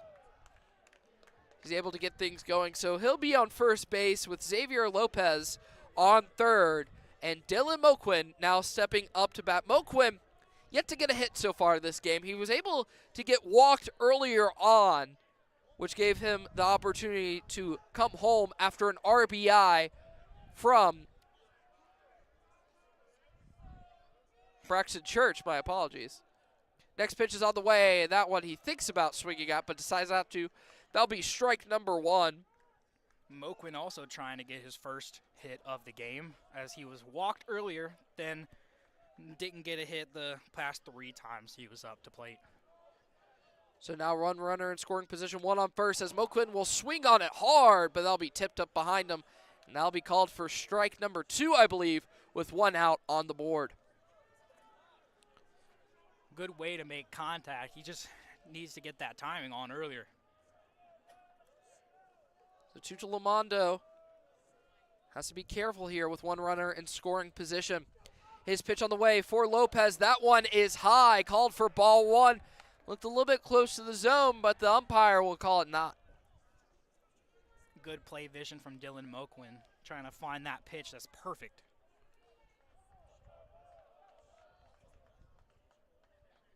Next pitch on the way for Moquin, and he makes good contact, but it will go foul down the right side, keeping it as it is in the count. 1-2 with one out on the board. 10-8 score in the bottom of the ninth. Runner on first and second. Dylan Moquin, good way to battle for it.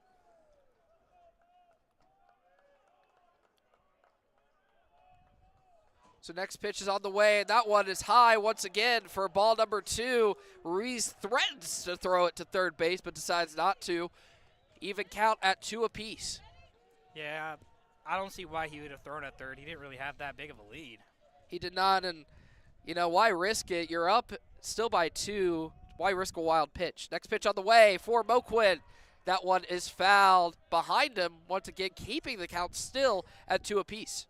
Great fighting from Moquin, trying to deliver for his team and get the first hit of the game for him. So runners on the corners, Dylan Moquin up to bat. 2-2 is your count, 1 out on the board. That pitch on the way from Moquin swung on hard, and that's fouled up towards the left side. We'll see the Panthers go after it once again. This time, able to make the catch in the left field is McCarter, and he'll pick up the second out here in the bottom of the ninth. And for the Appalachian State's last hope, it's Joseph Zamora. Zamora so far batting .290. Oh, my apologies, it got corrected. Batting .303, I believe. He was able to get on base last time, so that raised his average a little bit. Another person who's yet to get a hit so far this game has got walked twice, but then fouled out 2 other times. So 2 outs on the board, runners on the corners. Home run gives you the lead, bringing in 2 ties it.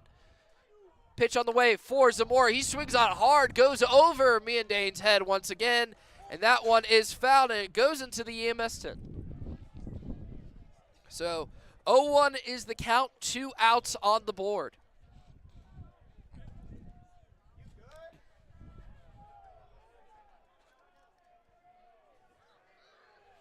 Zamora, 1 home run earlier this season.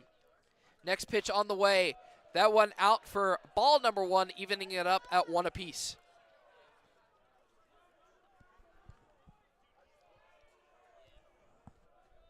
Zamora has had plenty of hits this season, at 27 with an average of .310. And now the batter will take a little bit of time right here. Zamora trying to just get comfortable up there in the batter box. So we'll see a quick stoppage. So 0-1's the count, 2 outs on the board, runners on the corners as mentioned before.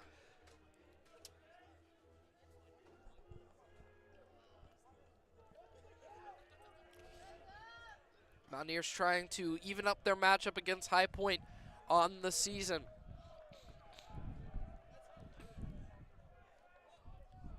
As next pitch is on the way, and that one swung on to the right side. And that one will be strike number 2 as the scoreboard completely glitches out in possibly the worst moment possible. Now 0-2 count on the field, and there are 2 outs, runners on the corners. So 0-2 is the count.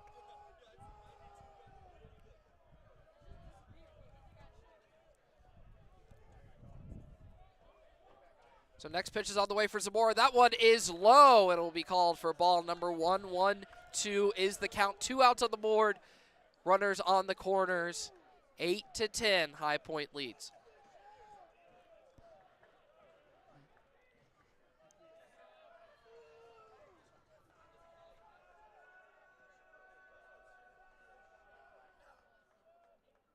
Pitch on the way. That one swung on hard, deep to right field, and that one is gone!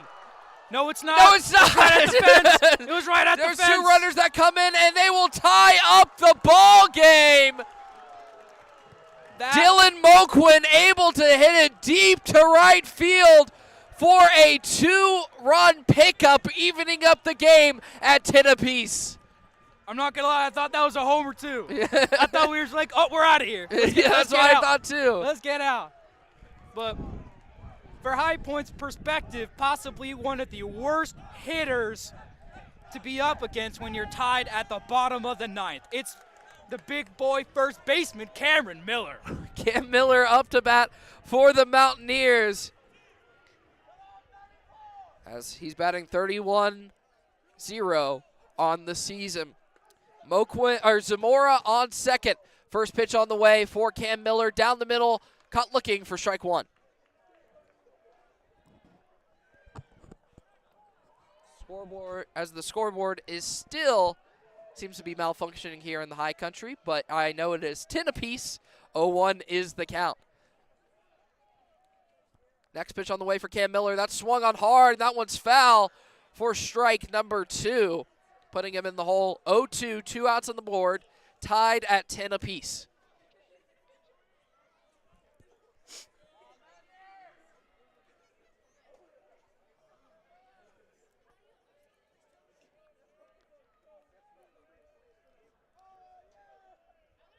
Next pitch on the way for Miller. He swings on it hard, and that'll be strike number 3, and the third out here in the bottom of the ninth. But Mountaineers able to claw back with Joseph Zamora to force him back in this thing. So we'll see how extra innings go right after this quick break, right here on 90.5 WASU FM YouTube.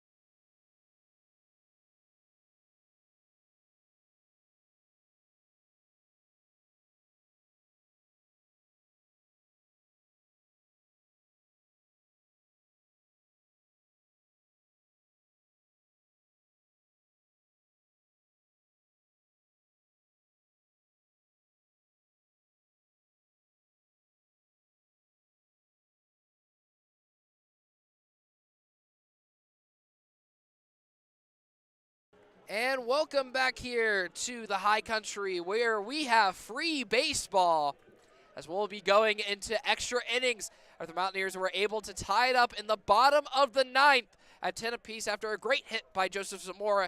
Even it up. Jack Clark now up to bat for the first time this game against a brand new pitcher in Luke Cole for the Mountaineers. So some fresh faces in some extra innings. So Jack Clark, brand new here for this game, batting 143 so far this season at 21 at-bats. First pitch is on the way and tip foul for strike 1.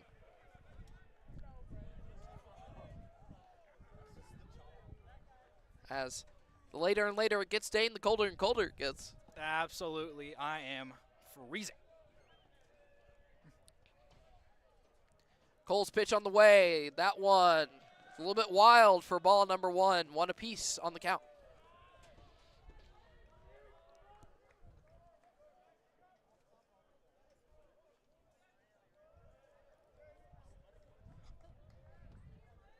So 1-1 count, 0 outs on the board.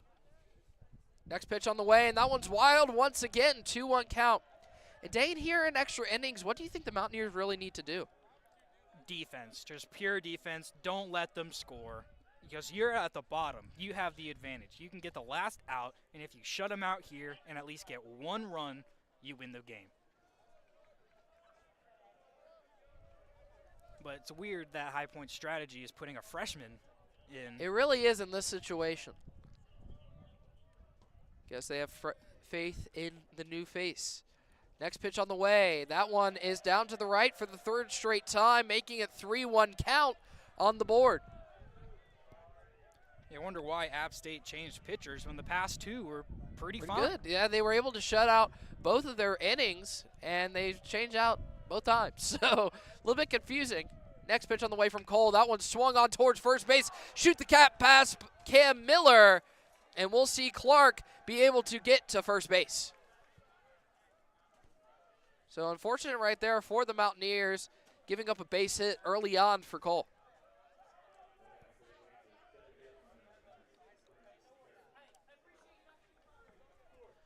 So now next up for the Mountaineers, for the Panthers, is Frank Kelly. But now we'll see Kermit Smith already go to the mound after 1 at-bat for the Mountaineers. Yeah, if you're the pitcher, it's like you're questioning, like, what's happening? Like, it was just one. It was just like a ground roll into the infield. He just couldn't get it. I guess every at-bat is critical right now in this point of the game. In extra innings, any mistake can really be costly. So Kermit Smith, I guess, just taking precaution, trying to talk to Cole, trying to ease the nerves, especially since Cole hasn't had much experience so far this season, has only pitched 1/3 of an inning. But in that outing, he gave up 4 hits and 2 runs, so definitely doesn't have the best track record, one of those hits being a home run. So needs to really lock in if he wants to be able to improve his stats on the season. Right now has a 54 ERA, but that's primarily due to the lack of experience he has in the game. So not as big as the 162 we saw earlier this game. Frank Kelly looking here for his first hit of the game. As Dane said, yet to get on base or any hit at all, not even walked so far this game. So Frank Kelly trying to get things done. As his pitch is on the way, he fakes the bunt, but pulls away at the last second, and that'll be called for ball 1. 1-0 is the count, 0 outs on the board. 1 runner on first for High Point.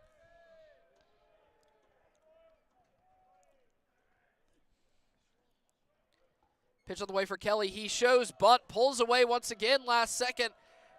Ball down and outside once again for Cole. Makes it a 2-0 count.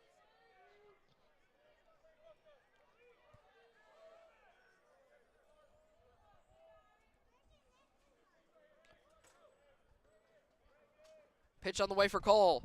That one is no good for ball number 3. As we have a very special guest, 2 very special guests up here at the booth. As Jordan Luker and David Katzenbauer are standing right next to us now. We are cold. It's very cold up here. Oh, thank you.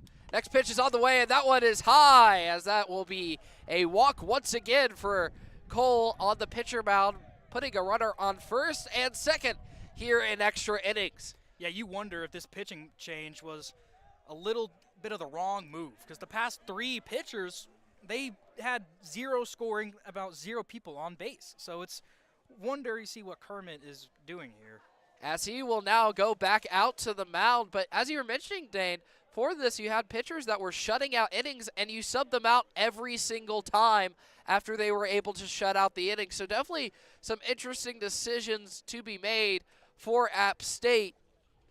As it looks like, I believe the way the umpire is walking, we will be getting a pitching change out on the left side. And it looks like we will. So we're going to take a quick break, but when we come back, we will have the new pitcher and the rest of extras right here on 90.5 WASU FM YouTube.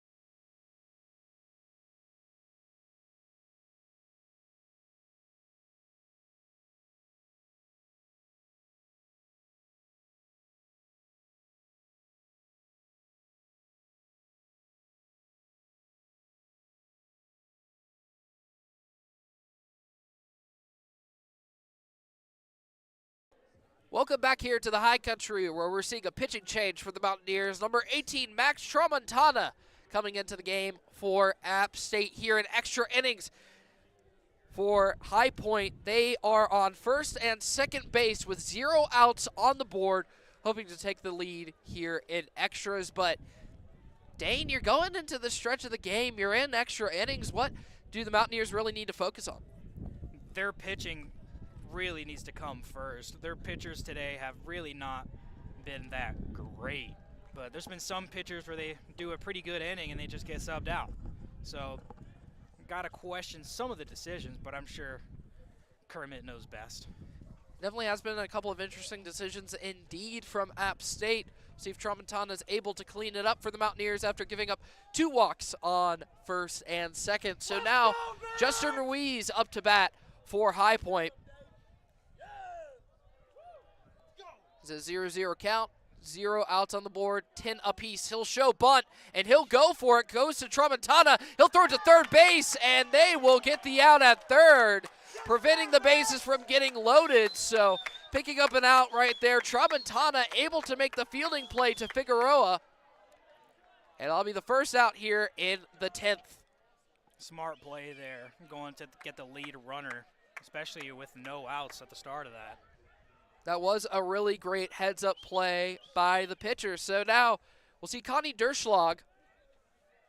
This is not the batter you want to see. He is not the batter you want to see today. So far in the game today, he's hit 1 single, 2 doubles, and a home run on the Mountaineers today. Almost hitting the cycle. 1 triple away from hitting the cycle on the game. As now it looks like it will be an intentional walk from the Mountaineers. As we were talking about this earlier, Dane, about how dominant he has been in this game, decides to intentionally walk him and load the bases. Yeah, I wonder to see where this goes. Bases loaded on 1 out, but on an extremely powerful hitter like Derschlag, might have been the right move, but also could have been not.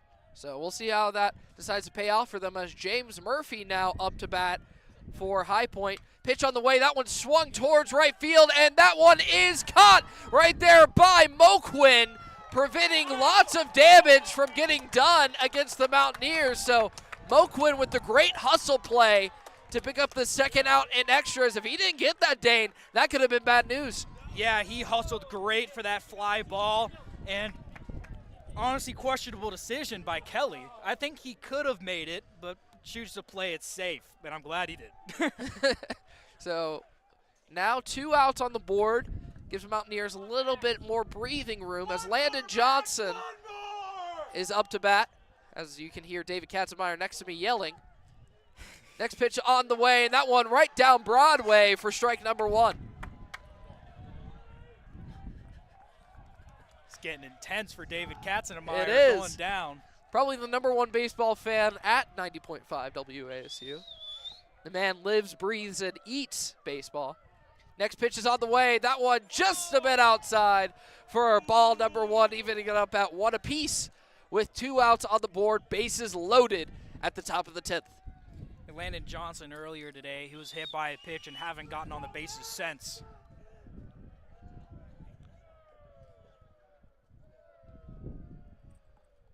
Next pitch on the way from Tramontana, outside once again, making it 2-1. Fans not very happy about that call, but they'll have to live with it, as I believe the catcher had a lead a little bit right there. Braxton Church, he wasn't able to frame it quite properly.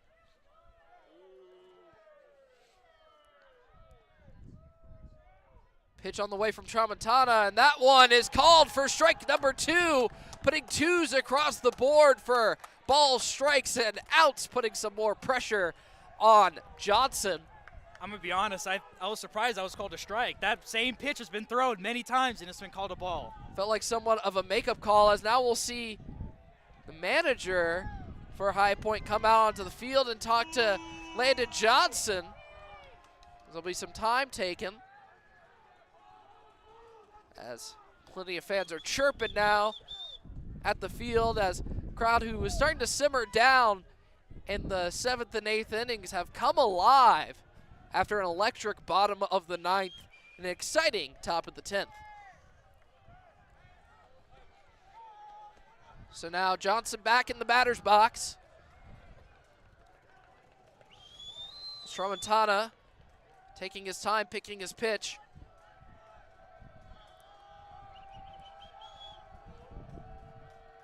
Pitch on the way, that one swung on, and that one will go foul, keeping the count where it is. Definitely can feel the anticipation in the air here in Jim and Betty Smith Stadium, as there's been a lot of pandemonium in this game. That you're completely right, Bobby. Anything could happen in these last stretches. Pitch on the way for Tramontana, that swung on over to left field, and that will be fielded and caught by Xavier Lopez, the pinch hitter earlier in the game, coming in and making the clutch play for the Mountaineers, keeping their hopes alive going into the bottom of the 10th.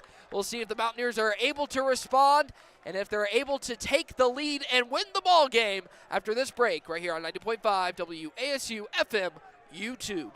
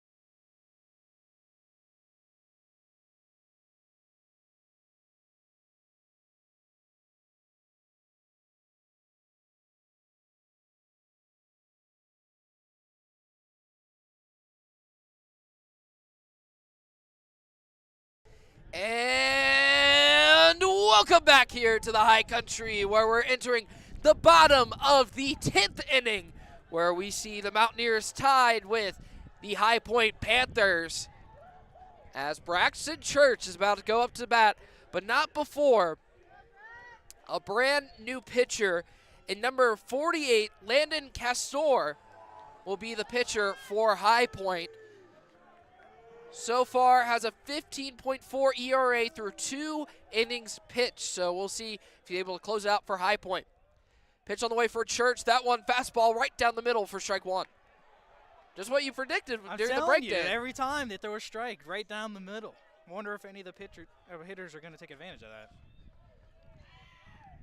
Next one up, and that one is low and away for ball number 1, making it a 1-1 count, 0 outs on the board. Looks like the girly high-pitched scream from the crowd keeps working.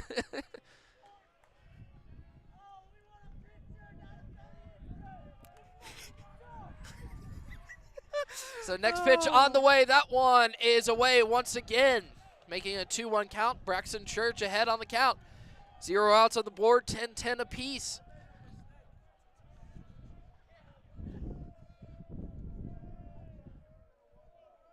As next pitch on the way for Church. That one is just a bit outside, making it 3-1, awfully close to the zone. And they're going to call it for ball number 3.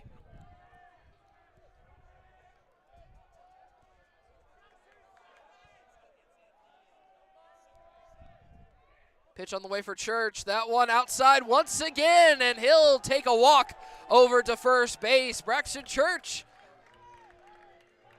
making it interesting for the Mountaineers. Church got some wheels on him, so I wonder if they're going to take that chance to go take a steal. That could be for an RBI position. That could be an interesting decision made by the coaching staff, but we'll see after now. Number 28, Graham Smiley, up to bat for the Mountaineers, coming in for Juan Correa earlier this game. We'll see what he's able to do with Braxton Church on first. Castor's pitch on the way, and Smiley showed bunt, decided to pull it back, but that will be called for strike number 1.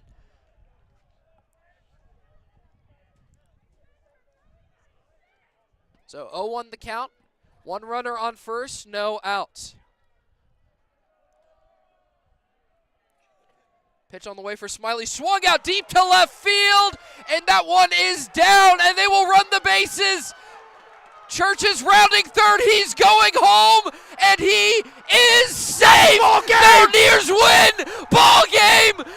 Braxton Church! Graham Smiley, what a win for the Mountaineers. They were down, but they were not out. Mountaineers able to come back and get the win over the Panthers. What a comeback from the Mountaineers. First inning, 6 runs and a grand slam, but we came back. 3 in the 9th inning and 1 in extra innings. If there's someone knows how to make a comeback, it's the dang Mountaineers.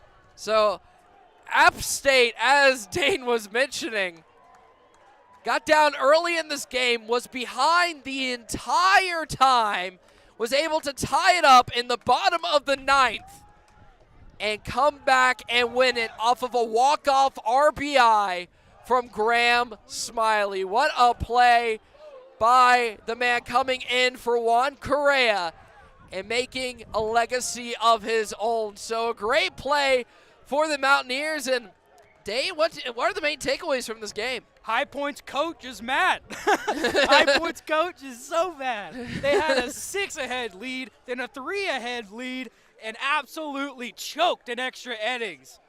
So not a great look for High Point, as App State was able to even up the 2-game series between the two of them after this win at home. So after this game, Mountaineers will go on to take on the ODU Monarchs this weekend, which will be covered right here on 90.5 WASU FM YouTube. But Dane, what are your closing thoughts about the game? My closing thoughts are I'm glad to have covered this game. This game has been extremely ecstatic. There hasn't been a single ending without a great bit of action, but the pitching is questionable. The offense and defense, other than the pitching, was great. I think our outfield played spectacular. Other than that 1 second base error, I think we played well defensively. It was just the pitching. But at the end there, our pitching got better, and our hitters, even the people on our bench, can hit game-winning RBI doubles. So it was a really great game from the Mountaineers. We'll see how they're able to do as they'll jump back into conference play against ODU, but some quick stats for you at the end of the game. High Point ended the game with 10 runs, 10 hits, and 1 error. And, of course, the Mountaineers ending the game with the game-winning 11 runs, 9 hits, and 1 error as well. So that's going to be all that she wrote for this ball game. But thank you so much to listening to Mountaineer Baseball right here on 90.5 WASU FM YouTube. I'm Bobby Phillips, joined by the great Dane Maggard. Have a great rest of your night, and go